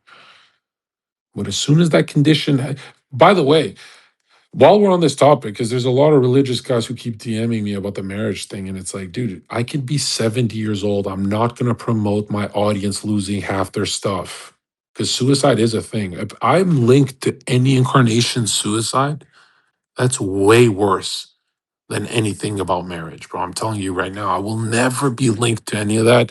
You can be linked to that with your little gay comments, right? And you guys are really fucking up the game with your I'm pretending this is 2000 years ago. It's not. It's not even medieval times, bro. You're in 2026 where the person you're going to marry most likely had a three-way. That's the black pill, which to me, that is unacceptable. That is traumatizing. That is, even if it's like no one ever talks about it and it's a secret, that is fucked up beyond measure for me. But statistically, if she's hot, it's like, a lot of you guys in this with the city life, it's gonna look like that for you guys. You're not gonna have as many options as the top guys, and it's like, dude, that's gonna fuck you up. That is gonna fuck you the fuck up. By the way, there's a lot of people saying, Zherka, how come you're not jacked to fucking bits with your growth hormone? You just have like a beautiful, young-looking face with good skin and good hair, and you're just gorgeous and glowing. It's like, I thought growth hormone makes you huge, and it's like it does if you're on steroids and testosterone. But if you take it naturally, it's not going to do any of that, like at all, unless you're a fucking genetic specimen, which even that will take years. It's not like roids that'll be like in 3 weeks, right? And the dose would have to be crazy high. So a lot of you guys are expecting, like, it sounds amazing, like growth hormone does this, and it's like, no, it's not. uh, Like inwardly, you know how effective it is, but externally, it's not steroids, it's not testosterone, and by the way, it's not pushing you past your like genetic limit. It's like working with your genetic limits, right? Steroids can go far, bro. If you inject a shit ton in less than 3 days, you look like completely different, bro. Like I hate all the studies say about steroids and testosterone. It takes 4 weeks. Bro, I don't even have bodybuilding genetics. Like a lot of guys who say, "Oh, your genetics were good when you were on gear." That's because you like seeing a tall, good-looking guy with perfect hair, and you're just seeing a Chad. That's why you think I have good genetics. But good genetics means Ronnie Coleman, you idiot. Good genetics does not mean like a more of like a basketball build and a taller, lanky guy. I'm talking about like Ronnie Coleman. His first cycle looked like 100 cycles for an average guy. Like, dude, and let's be real, he wouldn't even touch 25% of Ronnie in 100 cycles. You know, a lot of people are like, the more you cycle, the more. It's like, no, dude. It's how the genes are expressed. 50%. The other 50% is karmically how are they favored, right? Like Nick Fuentes cannot get that jacked running gear because he's karmically favored for thinking, right? It's not his consciousness isn't tied too much to his body. That's why he doesn't like gym goers and stuff like that. The reason why I don't like gym goers is because it ate up a lot of my time. Like you guys got to remember, in my day, I was unemployed, 3 hours a day working out at the gym, plus cardio, plus socializing there. So it was eating up my whole day for many years. And no girls, like a lot of people, like, dude, when you were in your streaming phase, you were avoiding women to be the top streamer and getting the subscribers and stuff. And it's like, yeah, but the bodybuilding days, I was getting no bitches because I was just training my ass off. And I was never, even with all that gear, I just wanted more and more. Like I get really obsessed with the mastery phase, right? And so, and that's why I felt deprived. And when I'm bouncing and I stopped bodybuilding, I immediately jumped into the bitches because I'm like, what the fuck am I doing? I'm not even gonna compete. And I snapped out of it after a few years. So when you look at my trajectory of my 20s, there's a couple years in bodybuilding, there's a couple years in this business, and then there's a couple years in streaming where there's zero women. And people are like, how do you do that? You're like a saint, you're like a monk. And it's like, dude, when I get into the mastery to me of what you're doing is way just your thinking becomes alive again. It's like it's so important to me, which is bad because you're not supposed to miss out on that many years of social life. If you look at a Chad incarnation, very few of them spend that much time alone like me. It's not healthy, not normal, counterproductive. A lot of people are like, oh, you make more money doing that. Not really. No, you want to be balanced, right? Because, for example, You could be right, and you could be winning this argument, but if you repress someone that much, they go to jail. They go to jail for when it all bursts. Then how many years are you wasting of your 20s too? That's why I teach people balance, not so I can sound like Yoda, it's so you can go faster. And people are like, well, if you did it, I'm going to do it your way. It's like, that's not what, no master in history would ever give you their path 100% because they know they're fucking you up. The times have changed. It's 2026. We have to update the system a bit, right? If I give you Zherka motivation, I'm not giving you the exact same game plan. Well, Zherka, 22 to this age and blah, blah, blah. And no. That's fucking retarded, right?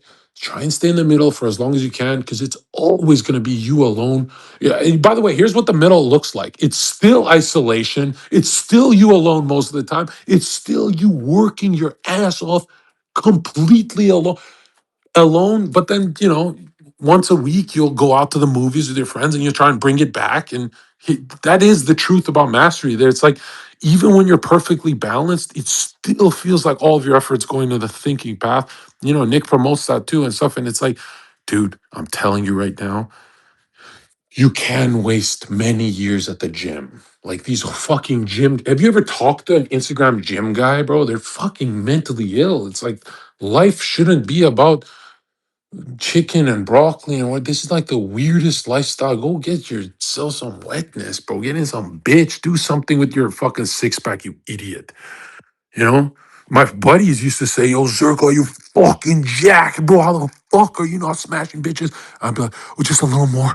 If I get closer to these measurements, if I Bro, that's autism. Whatever the fuck that is, I reject that from my personality. I don't like that. And I think it's from inward. I think it's much deeper than my personality. There's something fucked up about me that I could be that fucking jacked and still not party. Like, bro, no. No. And a lot of my buddies would be like, well, you got that jack compared to most of those guys in the gym who are taking gear because you were that into it. And it's like, okay, but if it's not for a trophy, then what the fuck is it for? Because you only have a couple of years before your liver says, no, I don't want to do this anymore. A lot of people don't realize this is like before you have, your body is going to signal to you. There's like this, like Varus is a good example. I think I tried to tell him when I first talked to him, or maybe he wasn't in the space at that time, but I try to tell him, like, dude, fitness is the gayest route you can go to with social media, bro. It is the gayest route you could go through. Because in 10 years, your Instagram looks exactly the same. You're selling that protein powder, whatever. It's the same incarnation. There's no color. There's no adventure. There's nothing. There's not even bitches. There's just some fitness bitches at your gym. And it's not, there's no variety, there's no flavor to life. And I see this for a lot of things. It's like a guy who pops off for Minecraft. Who's Zherka? Yo, I don't know why Minecrafters watch all my shit, but they'll have like 3 million subscribers and they always DM me, Zherka, I've been watching you since day one. And I'm like, how? You're a fucking Minecraft. We have nothing in common. Why the fuck? you know and to me those are the saddest kind of people. Like they're rich as fuck, but to me that's the worst kind of life where you're, how do you stop, because you're making millions off Minecraft but your life looks exactly in 10 years you'll be playing Minecraft, it's the same incarnation, nothing changes for your life at all, zero. And you look at the fitness guys, besides Larry Wheels, who's trying, to get his life moving in a different direction. But it's like, look at Larry Wheels for the last 10 years, or Bradley Martin, or it's a lot of gym shit. But when Bradley Martin does things outside of the gym, that's when we see the real Bradley, and it's great. And because, after 10, 20 years, it's like, it's the gym, bro, right? It's the same kind of people you're meeting at that gym. And fitness industry is, oh, to me, when I was super into the fitness thing, I was convinced that I would go to one of these expos and I would want to be like the guys who are, well, this guy's more jacked, I gotta learn from him and blah blah. And you go to one of those expos and you go, oh, everyone's a faggot. Like everyone is a, hi, I'm Jeremy Bermuda, I'm Sadiq, you don't, I don't know if they're faggots or anything, but just, you ever see an incarnation locked into their mastery? Like, this is what I'm mastering, and that's what it's all about. And it's like, but are you mastering that that thing you chose? Are you mastering it because you love it? Or are you locked in and cannot do anything else? By the way, if you can't evolve, can't do anything else, how are you ever going to be a huge success? Right? Like, if you want Instagram to pay you, you will always be the poorest man on the internet. As a man, if your goal is to have Instagram pay you, you will be the poorest on the internet. As a man, you want to, best case scenario, you have Twitter, YouTube, and TikTok. That is like the trinity of money for entertainment or whatever. And a lot of people say streaming, it's not. I don't want to shit on streamers that I know, but if I told you guys how much I know everything of the inside stuff, if I told you how much streamers actually make, you'd say it's a lot of money. But if I told you how much influencers make in total, like I'm talking about the YouTube, the vloggers, the if you saw the back end of YouTube or even some smaller podcasts, you would say, "Oh wow, streamers don't make that much." Besides Aiden and Neon, I'm telling you right now, like they get the most marketing and but they I'll just say it like this, they get shafted hard. And they're still 30 times X, 50 times X, sometimes even 100 times X what the best Instagram fitness guy is making. So when you enter the world of social media, you're like, I'm going to get my life started. I'm going to do this. I'm going to do that. The first thing you have to know is, wait a minute, if I sink my toes into this bucket, there's no money there ever. But I need money to travel, to go to these places, to do my, what I came on earth to do. Yeah, life requires energy. It requires money. And it's like, now, if you're a girl, you could never say that to a girl because I think girls do good on Instagram. I don't know how. I've met a lot of hot Instagram girls, and they look like they have money. They fooled me, right? And I've met some famous OnlyFans chicks who like live broke. It made no sense to me. I guess no money management skills.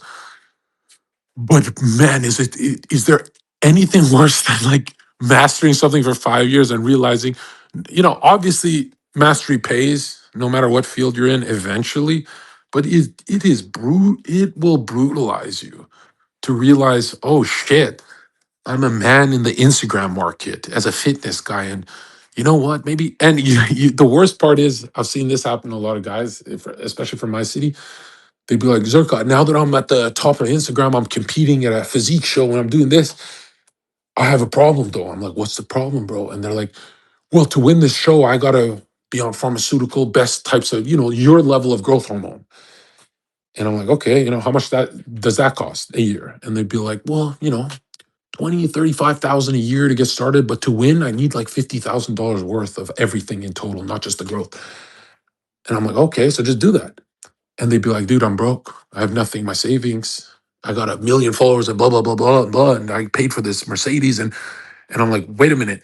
To continue to progress in your evolution, your incarnation, you need money or else you can't go to the next level. Why don't you just work out harder? And they're like, well, that's not how it works. And you don't have that much time because you're getting older and your body's not going to take all the drugs forever. And it's going to reject it eventually. And so I'm like, oh, wow, look at that. There is a time in your life where it says you need money to keep going, but not a little more, not a lot more, a shit ton more, right? It's same for like the YouTube vlogger channels. They come up to me, they're like, yo, Zerk, I have this many followers. I'm beating you. I'm this, but I'm broke and I have to travel to India to do a vlog. And how do you make money? And I'm like, dude, to go to the next level in your vlogging, it's not just about going in debt and shit. It's like, dude, I'm telling you guys right now, when you're entering your field, you're becoming a winner and all that, there are going to be money blocks, huge money blocks.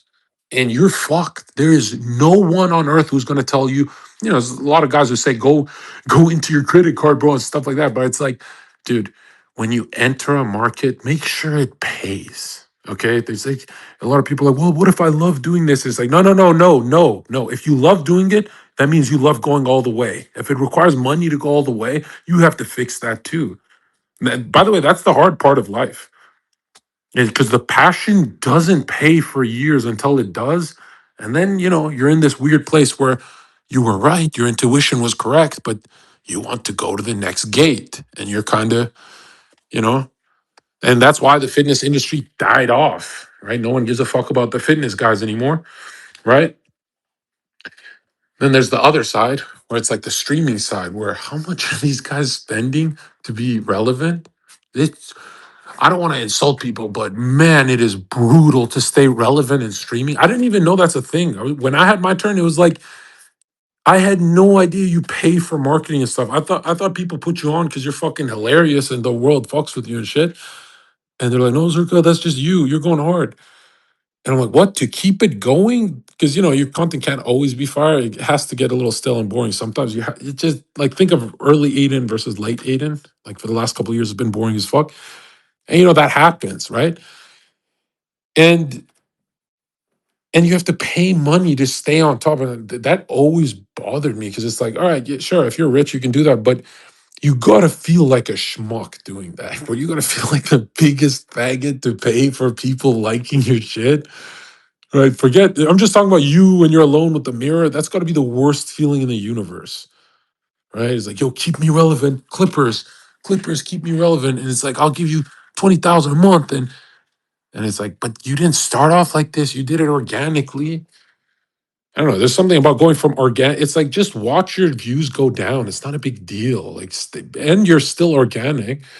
But yeah, you can always see they lose a lot of inner confidence. They lose that light in their eye, but they're paying a shit ton for their marketing. It's like, it's this weird space where our influencers gonna take over Hollywood. They're already doing it, and it's like they're paying for it, dude. At least the Hollywood guys, as gay and liberal as they are, at least these motherfuckers can act. They have a mastery over. Imagine Zerka defending Hollywood. This is like the first time in my life I'll be talking like this about these fucking haters, and a bunch of them are like queers to us. But these guys can act. Like Timothy Chalamet, the Jewish kid, you can make fun of him all day. He's a high level actor with a mastery in his field. Like, of course, he deserves that big fat contract. You have mastery over nothing, right? You think Neon has a mastery over anything? I think Neon had a mastery over entertainment when he was insulting everyone to their face. But when he realized he couldn't do that anymore, it just became like, I don't know, what do you call this? Like a watered down Neon, looking for love Neon, buying women shit Neon. And it's like, you'll always see an increase in money, like, oh, he made millions of dollars when they lose that like light in their eye. Have you noticed that? Like, oh, he made $1 million, and then they're never the same. And it's like, dude, you don't even laugh the same way. Everything's different about you, and it's not an aging evolution thing. It's like you're a faggot. You went the other way, kind of thing.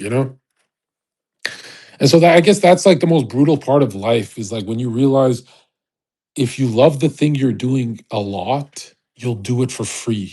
And I've done that. Everyone's done that, right? And your niche becomes the biggest thing on earth.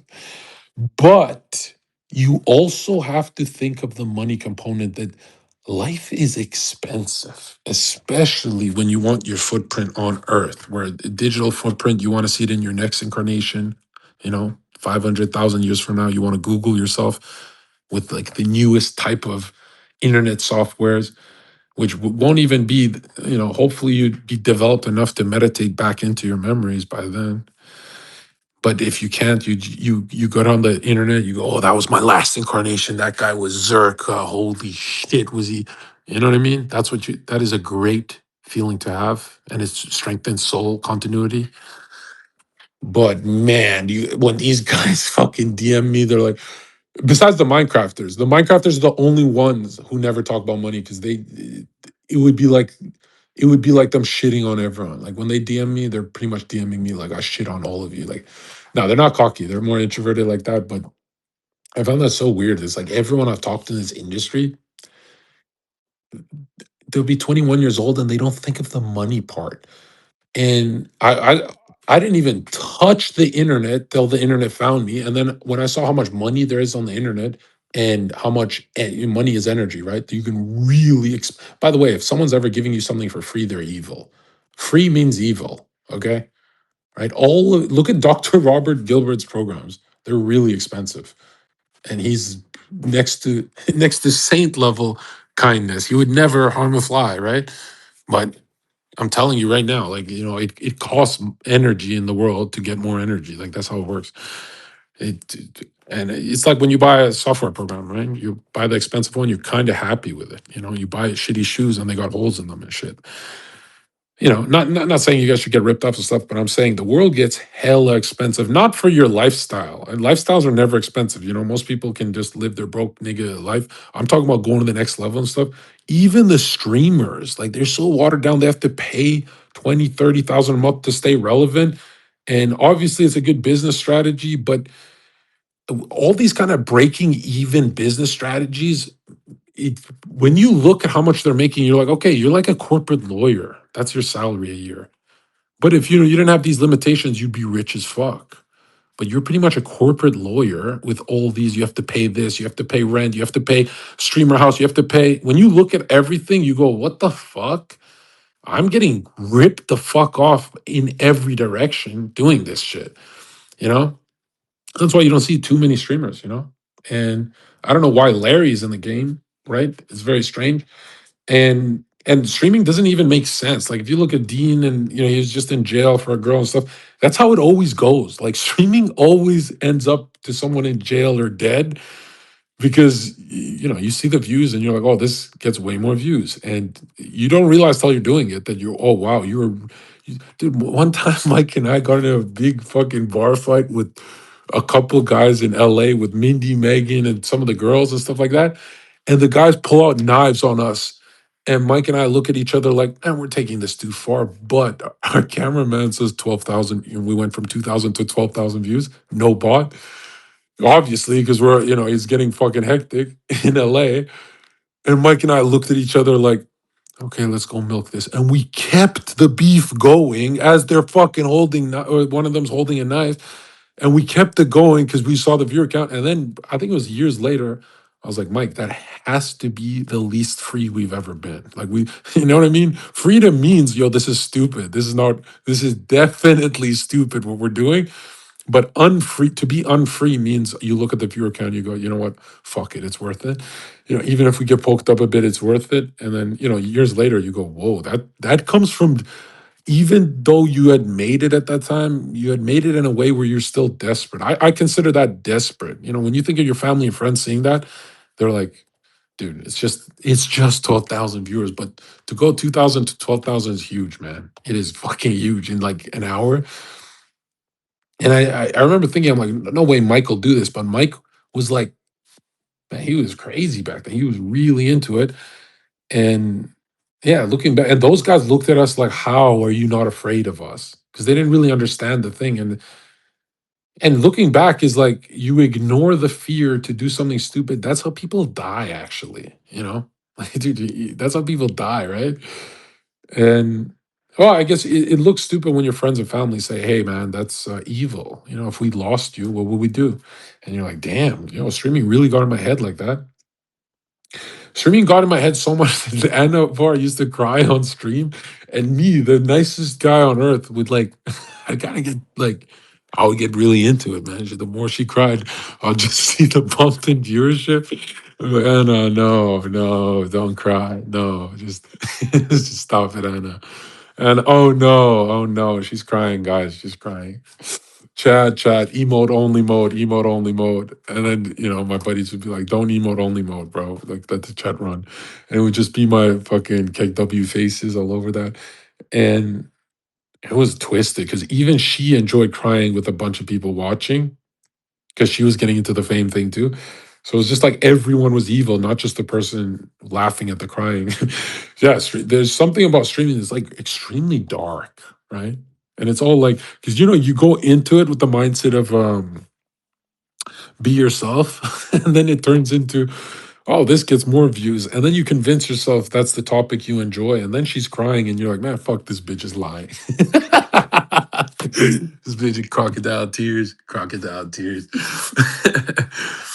Yeah, and that's where to wrap it up. That's I wrote this down. That's I wrote this shit down, bro. Don't get too off track. Stay on target, and the target is Sneako, bro. Sneako loves when people cry on his stream. The guy is pure evil, man. That guy is pure evil, bro. It's just I don't know if evil's the word because when Sneako's chill, he's like one of the chillest, most normal people ever. But then he looks at did I make enough followers this week? He has that thing and he's always worried about his image and what will chat think, right? Like I remember he used to say, what would chat think, Zherka, if they saw you doing this blow, this coke? And I'd be like, "What? Who's Chad? What the fuck are you talking about?" And he'd be like, "Chad, Chad. Like, if they saw you like this." I'm like, "Oh, you mean the my fucking ATMs? They're the ones funding this shit. They're the one. What are you talking about? They're my ATMs. They're funding." I used to have an ATM emote because I'd go on streams with like liberal girls on Twitch, and I'd be like, "Do you like your chat?" And they'd be like, "Yeah, I love them. They're so sweet. They check up on me and stuff like that." I'm like, "Really?" Because I just use mine like ATMs. Like they're soulless people that if they jumped off a bridge, I wouldn't. Obviously I'd feel bad, but tell me in the morning because I used to stay up all night streaming them. Tell me in the morning. I used to talk like that, and my chat, 2,000 viewers of Keck W, they loved it. And one of the girls started crying. I find me the name of the girl. Started crying. She started crying, and she's like, "I can't do this anymore." And she leaves the call to talk to her chat, and it wasn't fake or she wasn't trying to look cool online or any of that. Like she actually cried because of how cruel I was being to the. Because I was like the highest paid streamer for the last like 8 months at that time. I was like beating Pokemon's subscription count, not sponsors, but subscription count. I was shitting on the game, like 6,000 subscribers for a smaller channel. It was fucking gnarly. And she started crying, saying that that was the most evil thing I've ever heard. Like Zherka doesn't know I can't even pay rent with my 50 viewers, and he has 2,000 viewers watching right now, and he's saying that he doesn't care about any of them. And I'm telling the truth. Like, who the fuck are these people? Like, they're just people sending me money. Like, who the fuck bro? When people act like yo, they care about chat, it's like name him, name, because here's what it is, bro. When you stream a long time, it's not people. Like, a lot of you guys DM me, you're like, "Oh, Zerka's responding to me as an individual." No, I'm not. I see you guys as like a group soul. You guys just have udders that I fucking just milk. That's what I see. And my only game plan is as long as you don't scam them, you can milk the shit out of them. That's fair, right? Right? It's like I like to get. I don't mind getting milked if the program I'm buying is really good software, right? It's like I think that's a fair that is market capitalism there. But anyways, like Sneako, man, he's Dan Bilzerian. Like, who are these people? Like, I like making these calls on these spaces to remind people what it sounds like to actually have fun with social media. Because the way these people are going about is like they always have that constipated face. It's like, shut the fuck up, bro. You guys attacking Nick, you don't hate Nick. You wish you were Nick. That's the truth. By the way, everyone going at the king is just embarrassing. It's like first of all, Nick wouldn't be perceived as a king if you guys didn't make him like that. But you guys are so focused on him, it looks like he's your god, actually. Like when Dan Bilzerian's focusing on Nick, it looks like he's the greatest fanboy ever. It's like, bro, we're trying to spare you from looking bad on the internet. You look like that's your actual god, bro. Like, relax. Okay. It's like JW, man. JW's always Nick, Nick, Nick. And it's like, dude, is it coming from a place of insecurity? Yes or no? Yes or no, bro? You know? You guys gotta relax with this shit, man. Another thing is the guy's been doing this a long time. I think we trust him more than Dan Bilzerian and the leaf that is Sneako. I don't even have hate for Sneako. I don't have anything bad to say about Sneako. I'm just saying that for as long as Sneako's an influencer, I'll always be on the team opposite to him, right? He represents everything that's liberal. Right. Remember, I don't mind if you're a consistent liberal like Hassan Piker, a fucking homo, going to jail forever. I don't mind that because at least you were consistent. But this whole I'm a new liberal type, right? Or when Sneeko, there's clips of Sneeko on the street and someone goes, "You've chilled out now," which they're calling him a bitch to his face. They'd be like, "Sneeko, you've chilled out now. You've really chilled out now."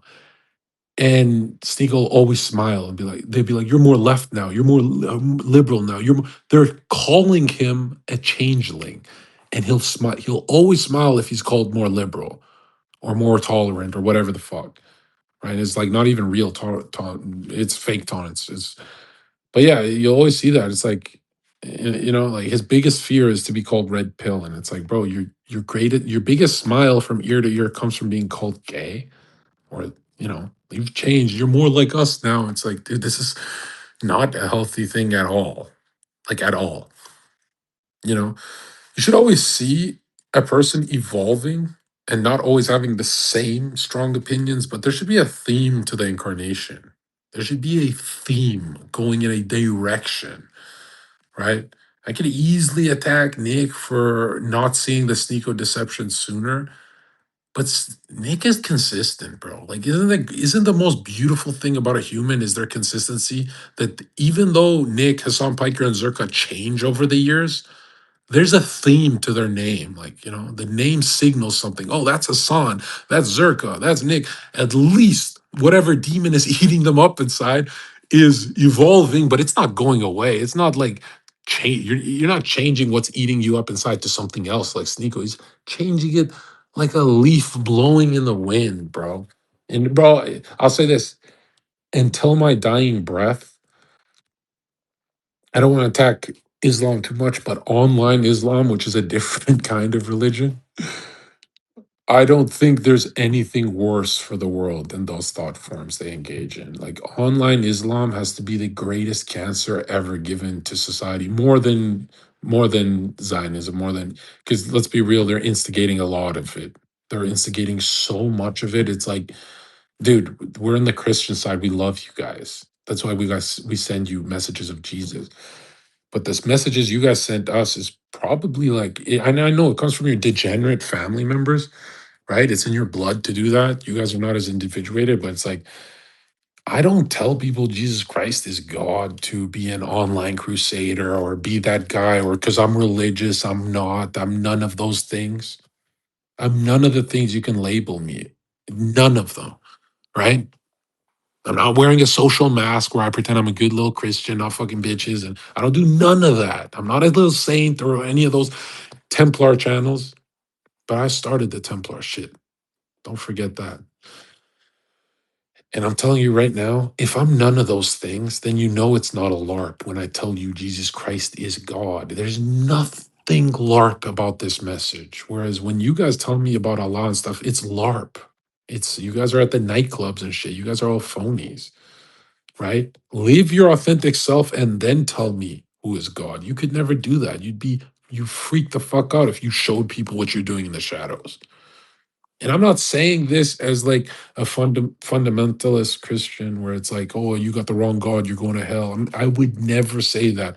I'm saying, and I'm not saying you're going to be punished for not knowing who God is. I'm just saying you're going to feel like you missed out in that in between period on the other side. You're going to feel like you missed out. You're going to feel like, oh, Zergo's kind of not trolling at that part, right? Oh, it looks like he's actually self-remembered enough to help the world. Yes, I have. I don't self-remember video games like you guys, man. I don't self-remember my childhood. I don't do no sentimental shit. I'm here to benefit the world. Even if it means I'm excluding myself sometimes, that's fine, right? I think I'm the only human who will say this, but I don't even mind being a little late to the party in heaven as long as I get more souls up there. I really don't mind. And I'm not saying I'm a bodhisattva. I'm not saying that I'm taking a vow right now. I'm just saying that that is the direction my heart wants to go in, where it's like, if rockstar Christianity does not benefit the world, I wouldn't be doing it. Period. Point blank. I would not be doing it at all. And I'm worried you guys are gonna like. Let's say I became a fundamentalist Christian type right now. I would be the Christian version of Sneako, like where I'm hiding the Xenas and the strippers and you know what I mean. Not that I'm doing all that stuff, but I have the option, right? I always keep myself free. I always have the option, right? I don't run away from my age. Which, by the way, some of you idiots are some of you guys are thinking that 32 years old is the same as 10 years ago. No, it's actually a lot younger. I'm not just saying that so I get more time to party.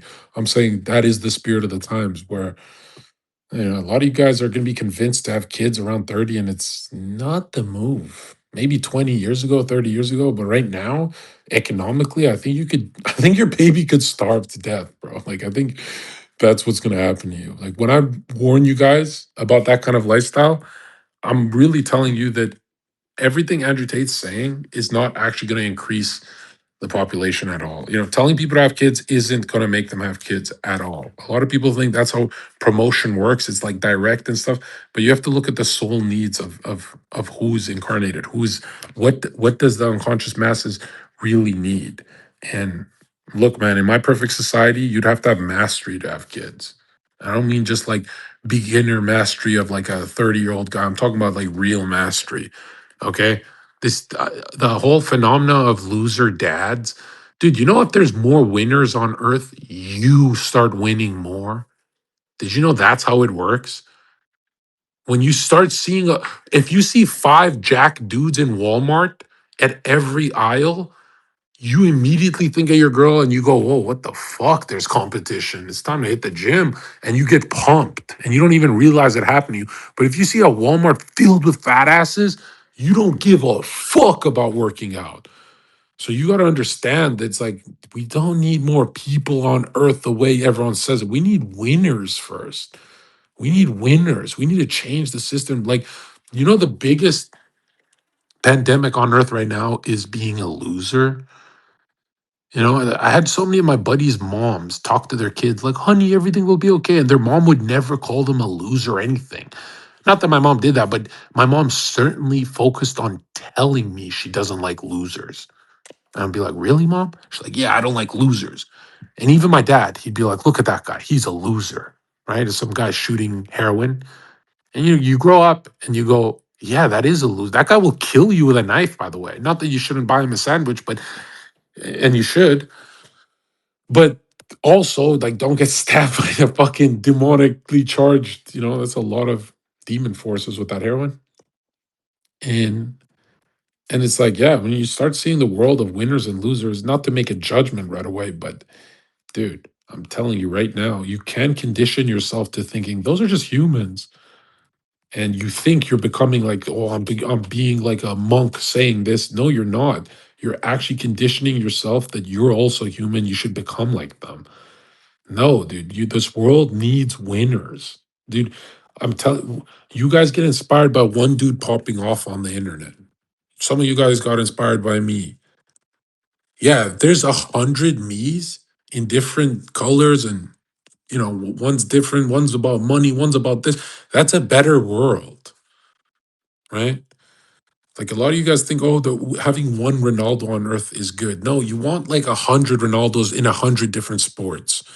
You want as much inspiration out into the ether as possible, because man, it takes so little to change your life. In inspiration, I'm saying, inspiration goes a long way, right? It takes just a bit of encouragement to help someone out, just a little tiny bit, but it doesn't exist. 8 billion people on earth, and there's no encouragement anywhere. Because a lot of humans, unfortunately, they see through bullshit. When they're depressed, they get a lot of depressed souls can see through self-help or whatever Andrew Tate's saying, and they go, oh, this is not for me. This is like for some OnlyFans manager. There's a lot of people on earth that can see through it, or maybe they're too depressed to see it, but they can just go like, oh wow, no one's out encouraging any part of my incarnation. It's like, if there's 8 billion people on earth and zero inspiration, it's all just fake self-help bullshit. Dude, that's a horrific world. And not to change your mind about the world, but it's not something you want to encourage. You want to encourage winning in the world. Winning is, by the way, don't confuse it. Every spiritual master becomes a winner. They become the biggest winner out of all of them. I'm not just talking about financially, but they get incarnations where there's no money involved. And inwardly, just they know it, they're the biggest winners still. But then they figure out, listen, man, when you figure out how to use that machine, which is your body and mind, let's focus on the mind. When you figure out how to use 1% of it, 1% of it means you're a millionaire, right? Try to go to 10% by the time you're dead. Okay. And 10% doesn't mean you're a billionaire. It means your feeling life expands, your willing life expands, your athleticism, every other area. But man, it's like, we have people like Dan Bilzerian, Sneako, and what is Twitter even about anymore? It's like, this shit's just embarrassing, dude. This shit's just embarrassing because it's like, Nick promotes concentration and mastery of thinking. Not that he's a master of it, but he's damn near up there, right? He promotes it so well indirectly that it's like anyone who attacks him is to me looks like they have horns on their head. It's like, dude, get one suit and tie nigga to talk to the youth. That's all we need. We look, man. Sneako talking to the youth, Dan Bilzerian talking to the youth. What are they gonna talk about? Like, what are we're looking at moral losers? Like, bro, you're hooking up with a bunch of strippers. I don't even do that. I went to the club for 5 minutes. We laughed, and then I said, "Nah, this is stupid. Let's get some fucking glizzies. Let's get some hot dogs. Let's do something else." And we went and got food, and we had even more fun. And it's like, Basnico in the shadows, just piping strippers. It's like, bro, we morally we don't want to be like you. Okay, that's just weird, right? And the stuff you talk about is kind of weird. Okay, it's not even Islam. It's online Islam. It's something completely different, right? If you ever meet a very religious person, they rarely want to convince you with their dying breath. You know, they want to inspire a change in you. They don't want to convince you like it's the last thing they do on earth. That's someone who wants to dominate you, right? Stinko has the spirit of a cuck that wants to dominate, but it just cannot do it. It's just like its nature is to go back to some kind of power grab. His power grab is hanging out with hairy people, and it's like, dude, it was cool for like a couple months, but it's been years. Nobody likes it anymore. Like nobody, nobody's down with that kind of content. That shit is really boring, and it's not even your true nature. You can see Sneako's true nature when he starts doing normal shit.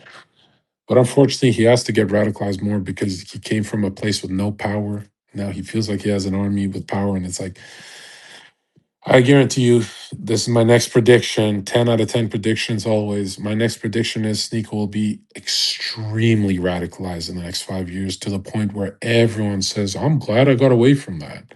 Right? Like Sneako and I do good views together. You have to ask why I rejected chilling with him 5 times in a row. And he called me weird for it. And in the nicest way possible, I said, I don't want to be a part of your karmic stream. Like, whatever you're putting out in the world is I don't want that. And then within, I think, a year, some dude attacks him on the street and chokes him out. And I'm like, you can talk about whatever you want to talk about, but I guarantee you more of that stuff's going to happen to the guy. And it's like that kind of. I'm not saying that I'm not saying he wants that to happen to him. I'm saying he's unskillful with the way his thought forms shoot out. It's so I've never seen.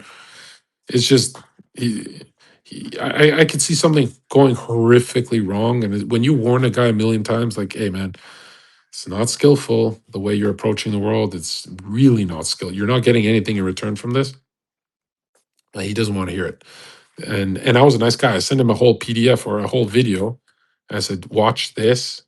And it was out of concern, and he trolled me. And I remember thinking, like, okay, you're trolling me when I'm concerned about you. Within a year, he's getting attacked on the street, and he's always in online beefs and stuff. I'm like, yo, this guy's just a quarrelsome soul. Like, he has to beef the world because something happened in his childhood. It's not someone you want to be around. And that's why I was shocked when Nick went to New York to hang out with him. I'm like, are you retarded, bro? Like the guy's energy is not. You don't want to link to that karmic stream, especially because he converts people into like not even Islam, like online Islam is like a different thing. It's I don't want that at all, like zero, right? My best bet will be that Sneako will be the ginger that gets super radicalized, and he'll do it after he's had enough of the world. Like one day he's just gonna have enough of the world, and he's gonna get really extreme, and it's gonna be unbearable. It's going to be unbearable, and I guarantee you he'll be in Hassan Piker's position. I guarantee you he'll be right there. And because remember, he leans on politics a lot. I don't, right? I think politics is fun, but leaning on it means that you need uh, public support all the time. And, it's kind of like it's coming from weakness, bro. It's kind of, you're not Plato, bro. It's coming from weakness. And so I can see him be so radicalized that he'll either go to jail, something horrific happen, knock on wood, or the worst of all, not the worst, but probably the best case scenario is, and not for us, is he becomes the next Hassan Piker, which really that's what his channel is about right now. Like if you hear him talk, it's like the same opinions. It's unbearable. I could never do that. I could never ever sound like a liberal, even if I embrace my hippie side. And some of you guys don't know how much of a hippie I am. I met a dude in Colombia, went to this party with a bunch of gringos, like a bunch of Americans and stuff. There's a bunch of people there. And this girl's giving me attention and stuff like she's bad as fuck and all that. And I'm making jokes like, yo, I'm gonna marry her. And then the guys who live in Colombia, the Americans, one of them comes up to me and he's a super nice guy. He's with his girlfriend and stuff. He's like, Zherka, you don't want to marry her. I'm like, what the fuck? He doesn't know when I'm joking and stuff. But anyways, we're partying together and stuff like that. And my heart chakra is blown wide open, right? And he's like, I can't believe how chill you are in person. Like you barely even scream at the top of your lungs. Like you've been smiling for 5 hours straight at this. We were at a 30-hour party in one room. It's fucking awesome, actually. And people come in and out and stuff. And it was like 20 chicks and 5 guys. And he's like, dude, you've been smiling for 5 hours right there. And I was talking to everyone and, being social and stuff. And he's like, I cannot believe how chill you are in person. And I'm like, well, there's no debate. Like, there's a party setting. It's not a debate setting, right? And he's like, yeah, yeah, yeah. And then I turned to him and I know I must have scared the shit out of this guy, but I guess he was just blitzed out of his mind high. And he's telling me he's a fan and stuff. And I'm like, bro, I appreciate that. And I just turned to him in the middle of the party, and there's like a bunch of babes over, and his girl's talking to a girl, and he's like, "Oh, maybe I convince my girl to bring these people and stuff over after." And like we're getting along, and I turned to him and I'm like, "The meaning of life is this," and I point to this really ratchet party with beautiful people, but like they're going hard. And he looked at me like, "What the hell?" And I'm like, "Yeah, this is love." Because it was a party where everyone's getting along. Very rare you see a party like this. It's like you really have to generate strong thought forms to magnetize a party like this. And since I'm the clouded up guy, it was like my job to do that, right? And so I was doing good. But it was also my buddies like Kendall and Red and all that. And so I turned to him. I'm like, the meaning of life is this, as in. And he looked at me like, "Oh, is Zherka talking about partying?" And I'm like, "No, love, right? That I love you and you and them. And I'm not here to find a way to explain why I love them. I'm here because I reckon something in me recognizes all of you." And I only said that to him and his girlfriend sitting next to him. And I don't think she spoke English, but he looked at me like, "Whoa, this is the Zherka that's online? Like, is this the hippie Zherka?" But he totally understood it. He's like, "Oh shit, like Zerga's not an unconscious party guy. Like he'll sit on the party and he'll deepen his gaze until he loves everyone there, because that's the hardest place to love people, right? That's a very superficial place. And if you can love strangers in a superficial way and recognize their humanity, you're deepening the Christian mystery in your heart. That is what you're on earth to do. It's very easy to try and do that from your bedroom or your family, friends, whatever, but it's extremely hard to do it in a ratchet setting, right? And it affects the whole party once you're good enough. And it gets kind of evil because it makes you a lot more attractive to the chicks too, because they go, "Oh shit, he's radiating love from his center." And that is hard thinking. That's what you're on earth to do. It's not just about making the money and your career and your craft and your mastery. It's, you're a threefold soul. You've got to deepen every side of you. Listen to Andrew Tate, Sneako, and Dan Bilzerian. That does nothing for us, man. We listen to a Christian message from Nick, and that's about it. Who else do I promote? Nobody. What about this guy? None of them. None of them. Like I said, we're brothers in Christ. That's it. Now, if I was anyone else on earth, I would promote other things, but it's a Zerka incarnation. So by the time I'm dead, I'm only going to promote the Christ that is within, that has to be born within you. And you have to focus on your life going this way. You cannot be mixing it up with online Islam and blah, blah, blah. I'm telling you right now, there's a reason you're around me in the first place. It's because of stuff like this. It might be the funny stuff, but the important stuff is stuff like this. The funny stuff is not going to last, by the way. I can make you guys laugh for thousands of years. It's not going to last. This stuff is what matters most. And I'm not telling you as a fundamentalist Christian, right? I'm not telling you that other people go to hell or any. I don't believe in any of that, right? If you grew up on an island, spearfishing, praying to fish gods, yeah, you're a good person. You'll do good. That is a traditional Catholic thought too. But I'm not here to talk about any of that. I'm saying let's focus on the basics in the hardest places. Can you love people in a place where there is no love? It's just lust. Strengthen it there. Obviously, it's impossible in the beginning. Obviously, it feels impossible for a few months, some of you guys, a few years. But you will find cracks and moments where it's possible. And then the game begins, right? That's when you go to parties and you gain something from the party. You don't just lose yourself and get scattered. You say, I've done 5 days in a row of 8 hours a day thinking. I'm concentrated. I'm ready.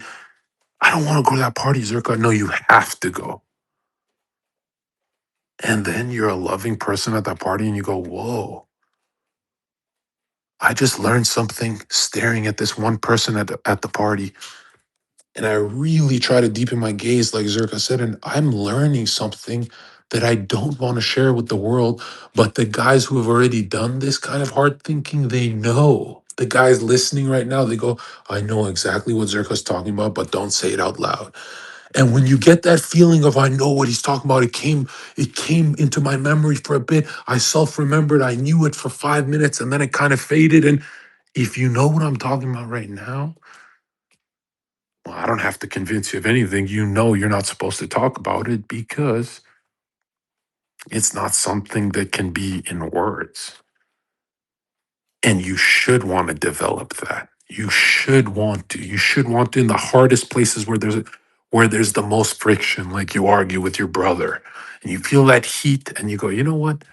It's not skillful for me. I'm already gonna have enemies in the world. I'm not starting with making an enemy out of my brother.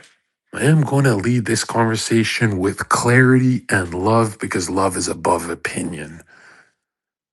And then you look at your brother and you go, I disagree, but maybe you're right. Maybe it is your way.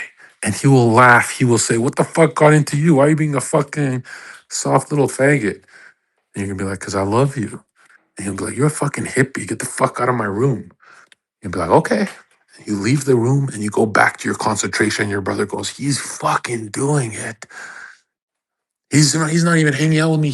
I just kicked him out and he's still smiling. That's not my brother. He's supposed to be mad and he's bitter and you feel consciousness, lights behind your eyes just activate and you go, holy Zherka, I feel a little euphoric from transcending a reactive response, an angry response. I feel so much intensity behind my eyes. Like I should focus this energy. And it's like, yes.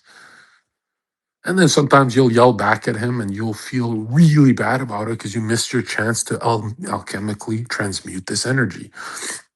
You know how many times I want to be reactive to people online, but I save it for the right person? Isn't that beautiful? So you're always winning. I mean, you guys disperse your energy on every little thing and everyone who pisses you off.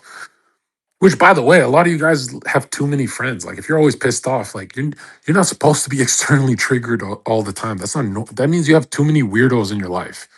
Okay, there should be certain people, but once you start getting the real message of, dude, from all of Zherka's messages, his hippie message is my favorite. That is the direction, bro. That is even deeper than thinking and concentration, right? That is deeper than your career. Even though you're gonna always thank thinking for taking you to the next level because you see the finances on the screen. You're like, oh shit, I know what I'm doing. But I'm telling you, the next level will always be hard thinking. And you're not supposed to develop one at a time. All of them are going up at the same time. You're here to develop your consciousness soul. I don't go live for this kind of I don't get paid for this kind of stuff. I get paid for certain things.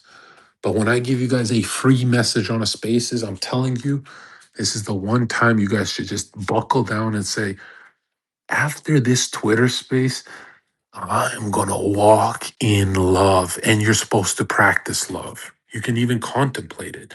But love is not what you've been told. It's not these lower forms. There's lower form that's a lot of fun. It feels infinite sometimes. That's romance. There's a lower form that's called friendship love. That one feels awesome too, amazing, somewhat more rare almost nowadays. And then there's a third one, the love of the game, the craft, the mastery, the concentrated thinking of thinking is becoming alive of what you're doing. Three paths of love: thinking, feeling, and willing, developing. All of them should be going up at the same time. There's nothing else to do with your day. And Sneako and Dan Bilzerian are not going to lead you anywhere. Okay? If you watch Nick, you're developing thinking, believe it or not. You see that kind of concentration, you go, I want that. He can't even be even when Nick is distracted, he'll make a side point that actually has something to do with what he's talking about, which is mind blowing. How can you make a side point, a reference point, and like circle it in? That's really impressive. And obviously, you're seeing a guy really heavily, he's heavy into his thinking, like, which can leave you a little cold and dry. Be careful with that. But that's why you got me, right? And the name of the game is that eventually, when all of these are transformed and in balance, it's going to feel like feeling. It's going to be like the end of the game is going to feel like a mastery of feeling, right? And I know everyone will teach you that they have to be in balance, but the end of the game is going to feel like a Jesus Christ feeling, not emotional intensity, not feeling bad for people because you feel bad for them and you have sympathy, but you feel bad for someone, you go, that's wrong. His life is being cheated by Dan Bilzerian and Sneako. That's wrong. That's how you should see it. Not, oh, I feel bad for him. He's getting his whole life destroyed, and you've totally drowned in your own emotions. None of that shit. That gay shit. I'm talking about being in the middle, and you say no more of these guys. This is a Christian message.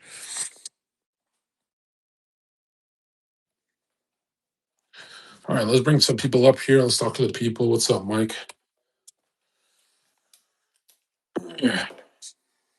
Hit me or leave. 7cc laps. Let's see. Darren.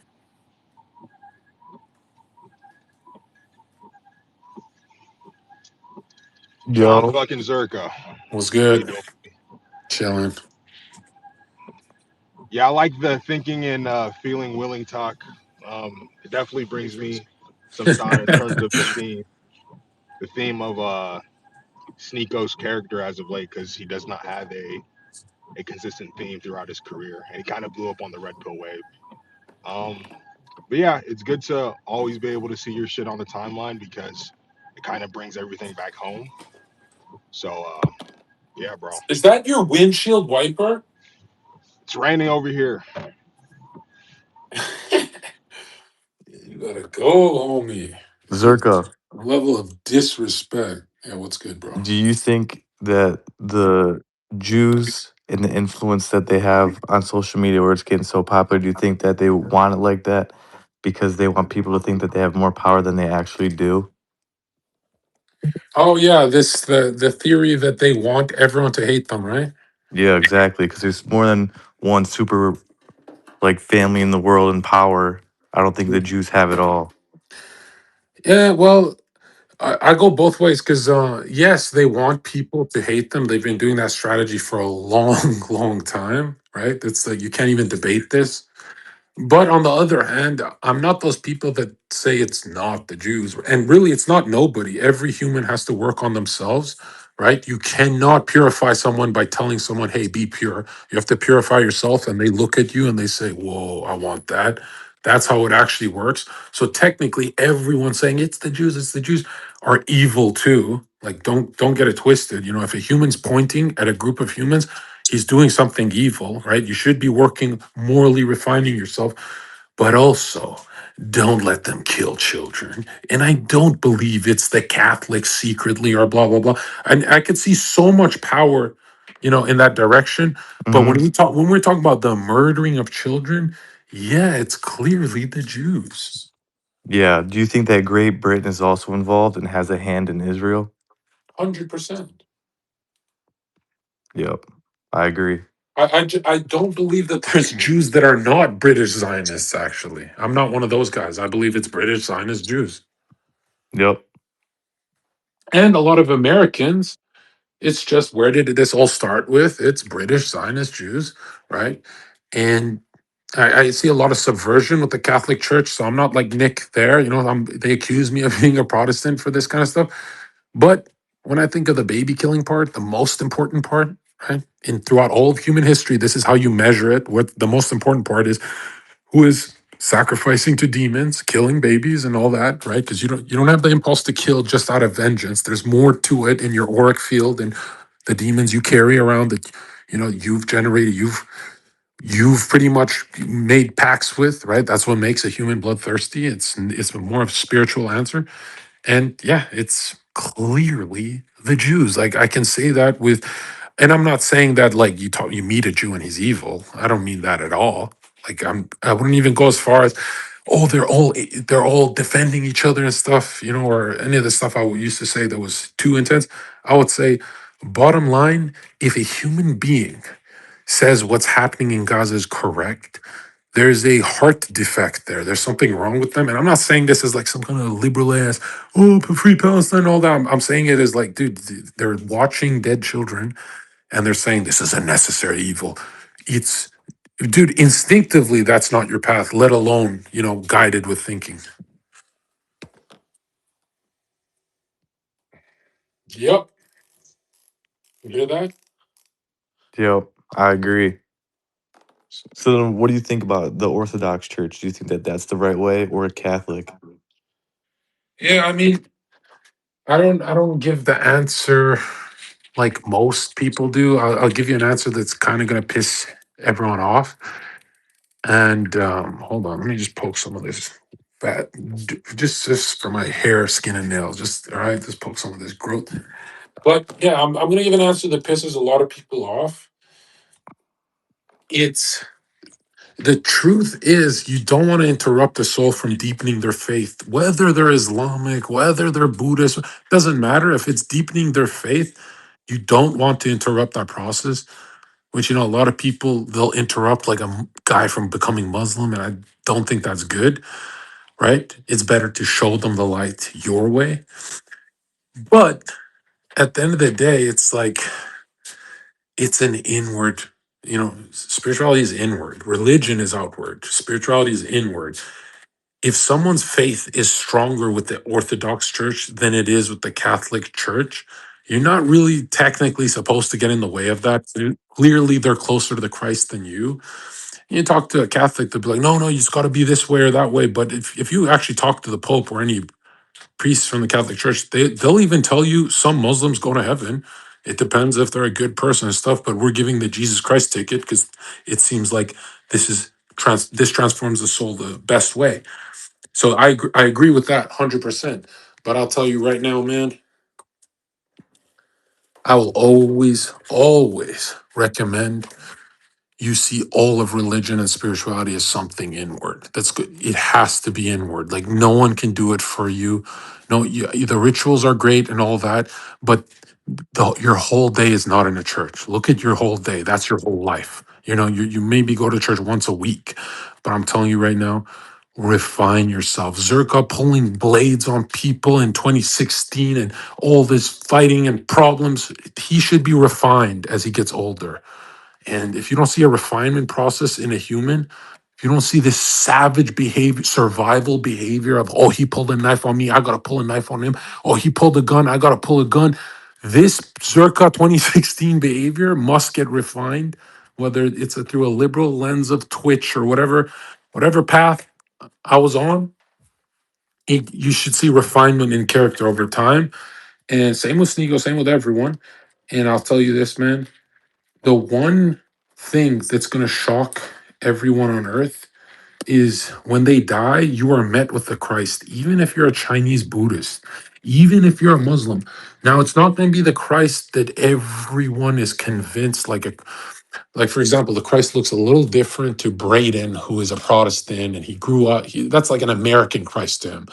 Then brown guys will see, they'll have a different idea in their head. Most human beings, Steiner says, most human beings on earth, when they think of God, they're actually worshiping their higher self or their guardian angel directly linked to them, but it's never actually God.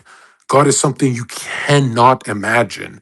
And so most humans on earth are trying to convince you of their own little worlds kind of God, and they're shocked when they're in front of what really is God. It's so indescribable, limitless, and it's so vast and massive that it humbles the fuck out of you where you go, whoa, my conception was really earthly. And an earthly conception is really stupid. So a Catholic, an Orthodox, a Protestant, doesn't matter. If you're on earth, you're gonna have an earthly idea of God.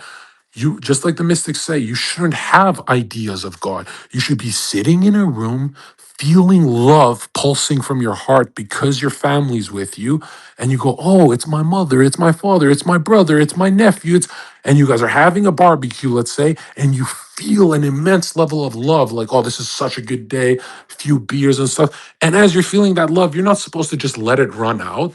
You're supposed to carry it and say, oh, this is the Christ force. This is the nature of God. It's not what I was thinking. It's not what Nick or Protestants. It's that center feeling where you cannot insult someone else because you're really good that day. You're chilling. You can't insult anyone. That is what you should be focusing on, not for an emotional intensity or anything, but you should be understanding that love should be perceived when you are actually feeling it. That's when you're like, wait a minute, I can point to this and say, oh, this is the nature. Now I understand why God is against swords and killing people, because every human, when they're in a loving moment, is against all that. They're free. Now, when you're killing people, you're under impulse, you're unconscious. There's millions of impulses in the thought world going through you, making you do this, that, blah, blah, blah. But when you are free, you're in love. And you're just in the middle of the universe and you don't want to be anywhere else. Whereas, when you're with a sword, you want to be in other places, you want to conquer other lands. But that inward feeling has nothing to do with going to church and all that. Like, that's something you have to develop on your own. There's no priest, that priest that cheats on his wife, and that guy's not going to help you. There's no one on earth going to help you. You have to work on yourself. It's a refinement process. And that's why I tell people, it's like, listen, man, one day at a time, you want to refine who you are. Zherka should go from more savage to less, more beastly to less every single year until you can barely recognize him, until you can say, this 45-year-old Zherka is very different. But it's not he switched teams different. It's, oh, he's more refined, more mature. He's more cooked. He's more of a diamond. That's what you want to see. This idea that, you go to the priest and he just fixes your problem, like, I'll never buy into that. Am I against, for my, just talking about personality wise, do I like the ortho bros? And no, I don't. I think they're always attacking the Catholics and it's cringe, right? It's really cringe. Do I like let's be real. I fit in the most with the Protestants. Like, if we want to really call what Zerka is, I fit in with those guys the most, or like that Americana energy. But why I give it to the Catholics is beauty, man. There's so much beauty there. There's just so much. If you're going to travel the world, and like, the greatest part of traveling is not just being a stupid degenerate and partying and all that. The greatest part of traveling is you're sobering up and you have to go to a temple or a church, or you go visit the Catholic churches around the world. And it's fucking amazing, dude. Excuse my cursing. It's amazing. And I'm telling you right now, I'm all about the feeling life. I'm all about beauty.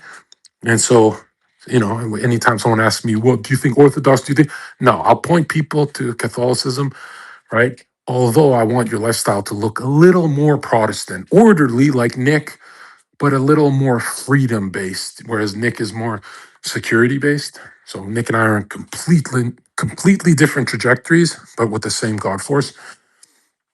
And it's going to look different for everyone. Some people are going to be more into that orderly security type of lifestyle, and some people are only going to see their potential max out of what they want to do on earth when they feel more of a freedom impulse, right? And they're both of them are not they're both correct. Like, with God, you should feel secure and freedom at the same time, which is euphoric. It is, there's nothing better than being free, do whatever you want to do, but doing the right thing because you're free and the rest of the world is angry and unconscious and they're being driven by demons. And you're like, no, I will bring them back. That's the greatest feeling in the universe. I'm not even talking about feeling, it's something higher than that. But yeah, it's like at the end of the day, I cannot promote the stuff that I don't believe in. I don't believe that those guys who go to church every week are doing anything. The rituals are strong, it's strengthening their faith, so we like that. But I don't believe those guys who don't work on themselves are doing anything at all. I genuinely believe those guys who go to church to get their problems fixed and then they go home and just, they're doing nothing with their whole life. They're probably like scrolling Twitter or whatever. Yeah, I think those guys are fucked, completely fucked. Because humans are given a lot of time on Earth, a shit ton of time on Earth. And you don't really, you think, oh, it's not that long because I'm this age. Dude, you can do 2 weeks of work in 2 hours if you put your head to it. A lot of people have discovered this, and it's a really depressing thing to discover. It's not a superpower. You see how much of your life you've wasted. And so when you see it as how much, let's say you're staying concentrated every single day for years, yeah, if a human stayed concentrated every day for 3 years, I think he'd do everything he's trying to do in the next 500 fucking years. So yeah, God gives you a shit ton of time. It's just you're not equating it to concentrated time. Now, I still want people to go to church and do all that, but again, self-mastery has to come before religion. For thousands of years it's been like this. It's just how it goes. You're not going to ask a teenager to be a good little Christian because they're just gonna fap all day. Like that's just how it goes.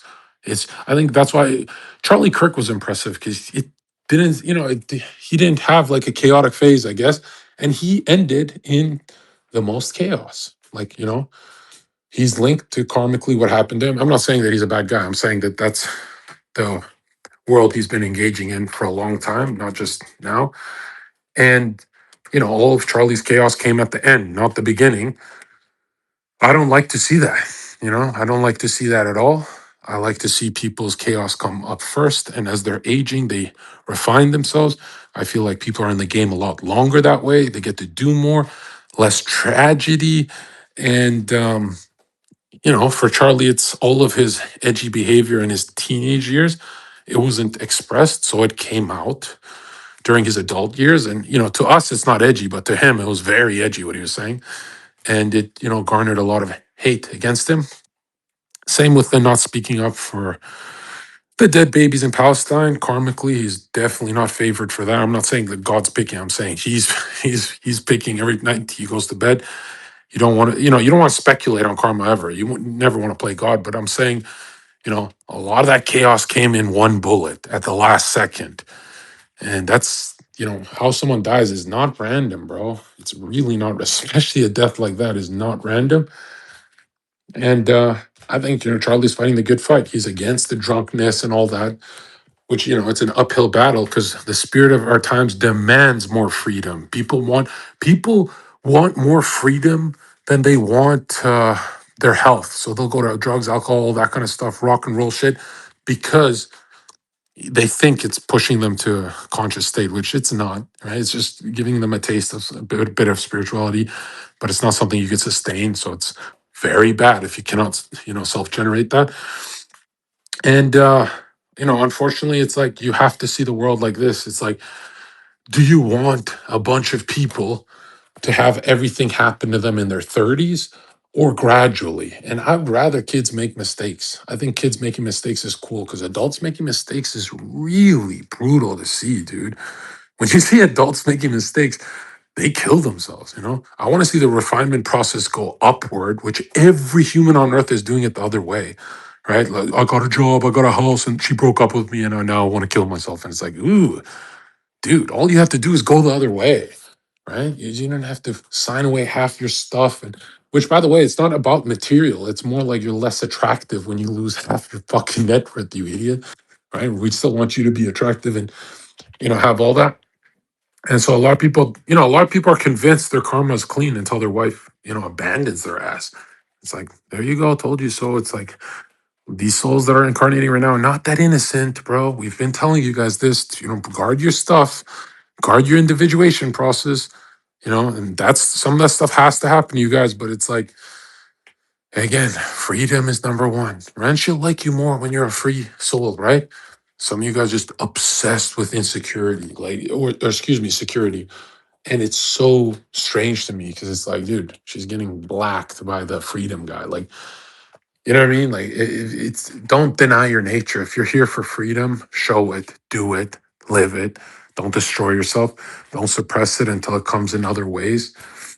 And know who you are. Like I don't follow channels that can destroy me. Right? I know Dan Bilzerian. I follow him. He's a fucking idiot, bro. He's literally a fucking idiot who did nothing with his life. He got money from his dad. I shit you not. Google that. All right. That's doing nothing for me. That to me, that's like goy slop entertainment. Okay. I don't even think he's standing up for anything. And I'm telling you right now, man, I'm never gonna be the guy who tells you this church, that church. Because let's be honest, you're at the church once a week if you're lucky, bro. But you're with yourself every day, right? And you're fucking up every day. Right? Don't waste your time, right? Don't think your priest has the answer. I'm not Nick who's going to tell you the priest is, and I don't even think Nick thinks that, right? There's no way he does, where, even priests fall, they fall all the time, right? So it's like clearly all of spirituality is you versus you. That's all it is. Everything external is cope. If it doesn't feed your individuation process, it's useless to you. That's why I encourage people to have girlfriends early. Heartbreak early is awesome. Let's get through the mistakes, right? I want to see every human that interacts with me. I want to see their 25, 26, 27, 28, 29, 30, 31. Those years, I want them to go exactly like Zherka's, where every year he made a shit ton more money, a shit ton more girls, but the heartbreak is already dealt with. Everything is done, as much as it could be done. And it's a refinement process upward where you laugh more and more and more. That's what I want to see. All of my friends, everyone I know, everyone in the industry, it's the other way around. It's, they turn 30 and the girl leaves them and they get destroyed and they listen to my spaces and they go, why are you so amped up on life? And it's like, I'm not, bro. I'm not amped up on life. You are just a depressing fucking little bitch. That's who you are. I'm not amped up on life. I'm just strategic. I'm strategic with when to make mistakes. Okay. Sometimes I open myself up for more mistakes. I even tell my buddies, I'm like, yo, guys, we're going to go to this party and let's make some mistakes. They go, why? Why this party? I go, well, there's this certain person we are supposed to meet, but we can't get close to them for this business opportunity unless we make mistakes with them. And they go, oh, interesting. Oh, yeah, I pick and choose, right? All right, let's see what else we got. Who else we got? JW. What do you got, bro? Strategy. It's about strategy. Strategy of picking the worst time, brother. I got a bet about to tip off right Oh, now. bro, Pick we this we shit, don't we bro. don't like gamblers, bro. What do you mean? It's just I find them really fucking boring. Like you gamble, bro. Like we have nothing to talk about. All right, let's see who is we got.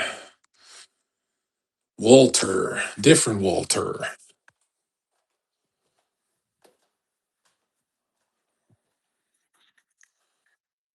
Yeah, what's up, bro? Hi, Zherka. It's the first time I'm actually catching a space live. That's So glad. that's that's I tried for crazy. weeks. That's I tried crazy. for weeks. Yeah, because I just randomly do them. I just fuck everyone over like that. No, it's great. I really love this content. It's like makes me think. Like I want to do them myself as well. Hell yeah. So it's gonna be great. Yeah, but I really like the thing you said about the parties and how you kind of can influence the whole room with the way you use your heart, Mhm. right? Yeah.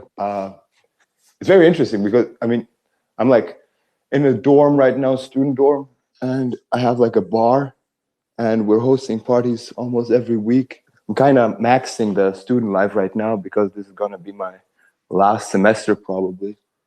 and it's really nice. Like listening to your spaces and trying things out. It's great. Appreciate that. But yeah, but I have a question for you regarding orthodoxy because we were speaking about that, and I'm Orthodox Christian, and I get the criticism towards orthobros. Yeah, I'm talking about There's a more of the lot of online space. I'm not talking about the yeah. crowd. I do think like that there's certainly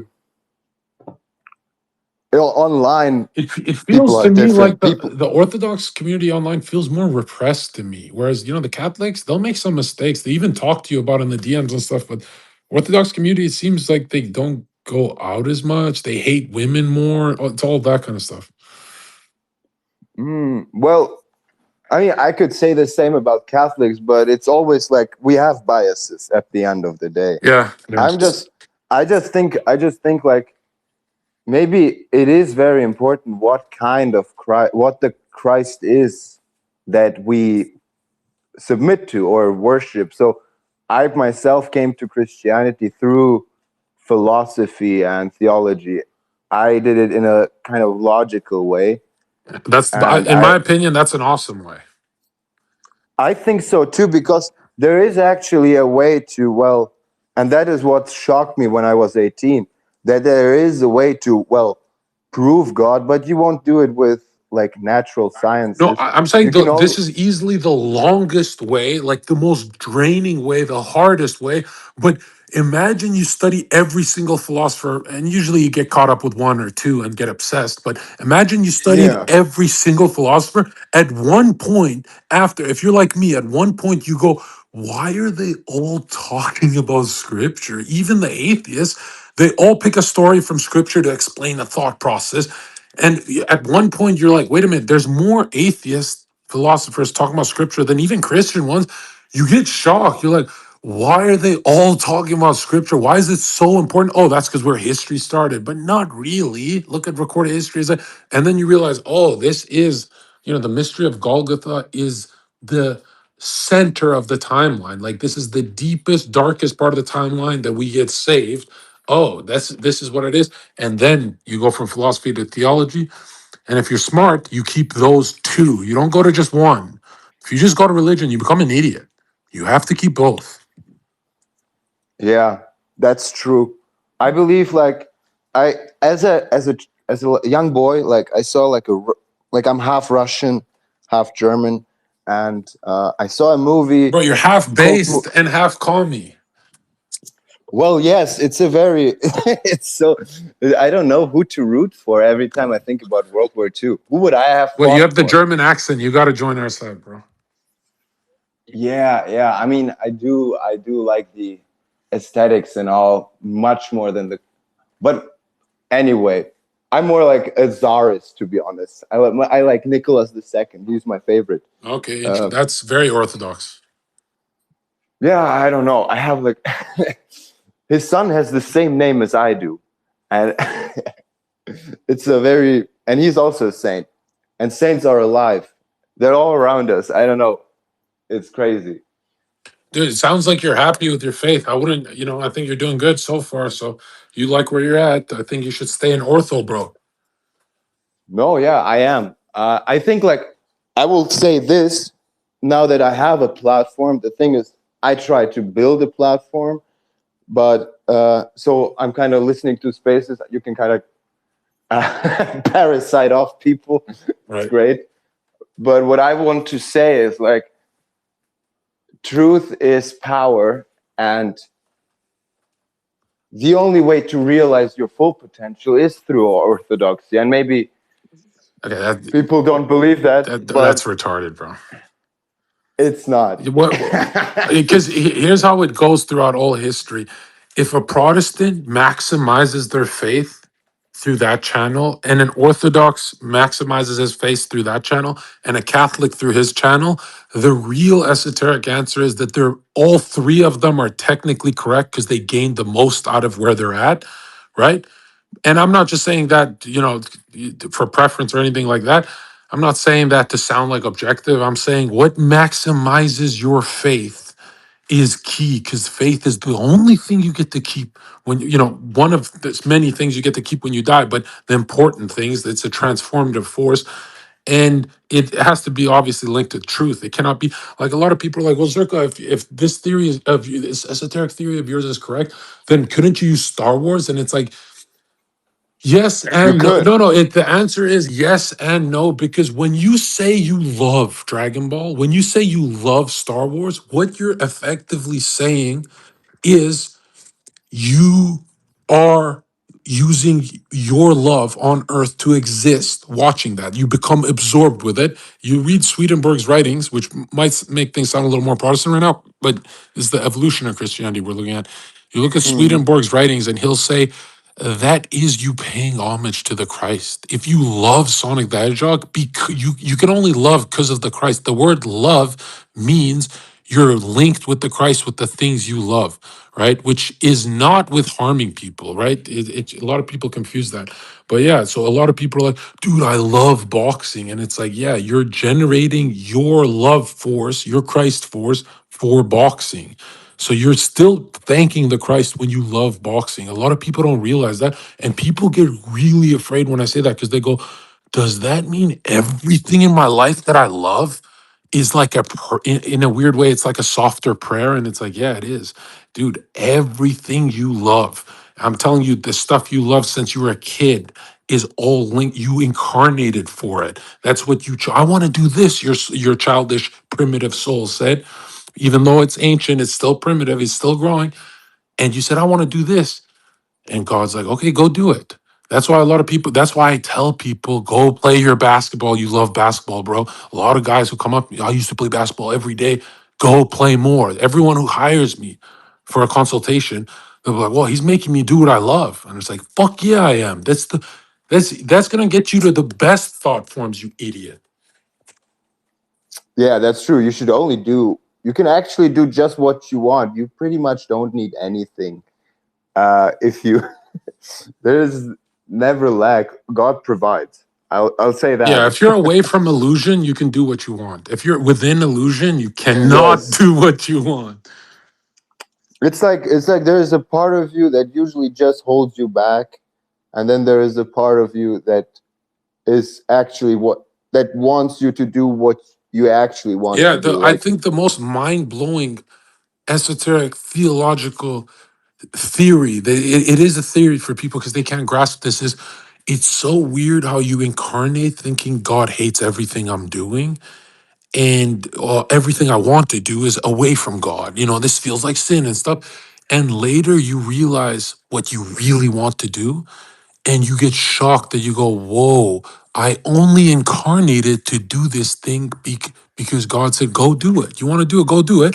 You come in here to do it. You suppress yourself from doing it. And when you're finally doing it, you're like, wait a minute, he knew better than me. And it was actually what I wanted to do all along. I was just confused. And it's like, yeah, he's in a higher plane of infinitely higher plane of existence than you. Obviously, he knows. But a lot of people confuse this with they become really dry. Like, for example, I think what Sam Frank has done, where she goes to scripture, but she becomes like this repressed human being, that is yeah, not good. She hasn't smiled in like years. That is not good what she's doing. She has like this, she's building up a shadow, bro. Like, there's a lot of these girls who leave the OnlyFans life and then they spend a couple of years just confused and all that. And it's like, bro, you're not gonna make as much money as on OF. Like, just accept this. Stop crying about it on stream. Right? If you're crying about it, it means you haven't, that's not the correct way to repent. The craziest thing about the correct way to repent is you stop thinking about it, which I always thought repenting meant you keep thinking about it and feel bad about it. That's not what it means. It means you're done with that. It's off. It's deleted off you. It's over. And that to me is the most mind blowing thing, that everything in scripture you think you know is the opposite. You think repentance means thinking about it, talking about it with your therapist and your priest, and it doesn't mean any of that. It means you change your inner structure and you're done with that, which is repentance means changing the mind. That's literally that's what the Greek word yes. metania means. It's changing your mind. So actually, like, even people like you are when you talk and you change people's minds, you're pretty much doing God's work by, well, calling people to repentance by changing their minds. So, or you're repenting even for them. It's the it's the most important thing, because if you change your mind, you can Yeah, change your you can change your life. You can yeah, and the start moving again. That's the only movement that exists. yeah, and you look at these high level Christians that do everything they want to do with their lives. They don't come from a guilty place ever. The guys who win, they'll smile at you, look in your eyes, and they go, "Oh yeah, I used to party like that. I used to do heroin." And it's over in their head. They're never going back to heroin, and it's like, whoa. But then you meet some other Christians, and they're always talking about it. They're like, I used to do heroin. They're reliving it in their head. Yeah, definitely. The thing is also, like, I noticed, like, there's some weird things happening in the world. Like, people, atheism is dying. People are getting spiritual. You just said this rock star. You want to live this rock star Christianity, and I too, I became Christian, and but in couple, like, I don't know, 2 years ago, I started thinking, like, damn, I want to be a rock star actually with my life. I don't want to be like living the wife guy incarnation, something like that, where, like, I think you I don't have to even. though. I think you're part of my chat. You're part of the average. There's very few people on earth who can do rockstar incarnate. I mean, like rockstar genuinely means one person on stage. You gotta get married, bro. What the fuck? You underestimate my power, nigga, nigga.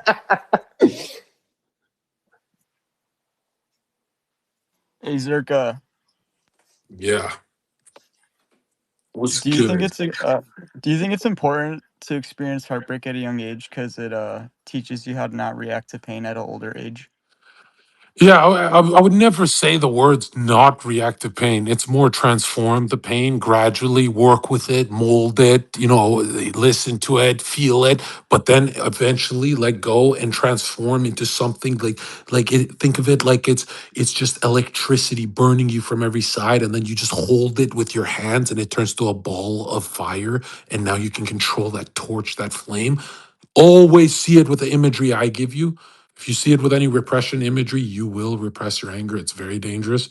Extreme. That's how people kill other people too, right? You don't want to do that. You don't want to damage the scaffolding, or you guys think you're done. You're constantly inwardly shifting and changing like the weather. So make sure you have the right imagery. The imagery is you transform things. You don't repress. You don't block. You don't hide. You don't look at the highest level saint who can literally repress because he's at the highest level of consciousness. It's his turn, right? It's his turn to say no to everything. But I'm telling you right now, man, heartbreak is the key is the butter to life. And a lot of people listen to me and they're like, man, you sound fine with your heartbreak because you're at an older age, so you're over it and stuff. You don't get over it. I don't think there's one human on earth that gets over heartbreak. I don't think that's how it works. I don't think, when you heal that the scar is gone. I'm not those people who say I'm changed.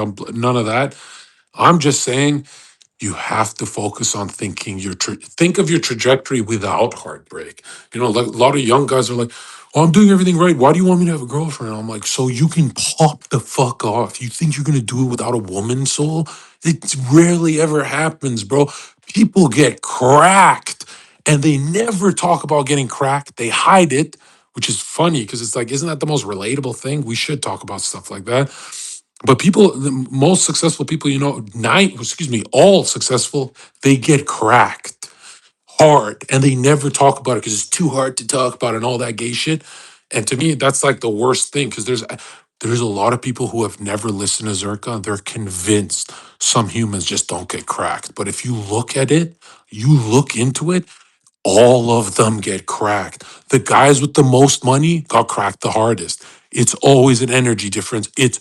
And the guys who look like they never got cracked the hardest, bro, because they went unconscious. That's why their face doesn't change. Bro, I'm telling you, when I force my guys to go get chicks and get into relationships, a lot of people think it's like a player phase. It's not a player phase. It's so you can go get cracked. When you get cracked by heartbreak, you could be like most people, and you become a loser for life. It was the worst gamble ever.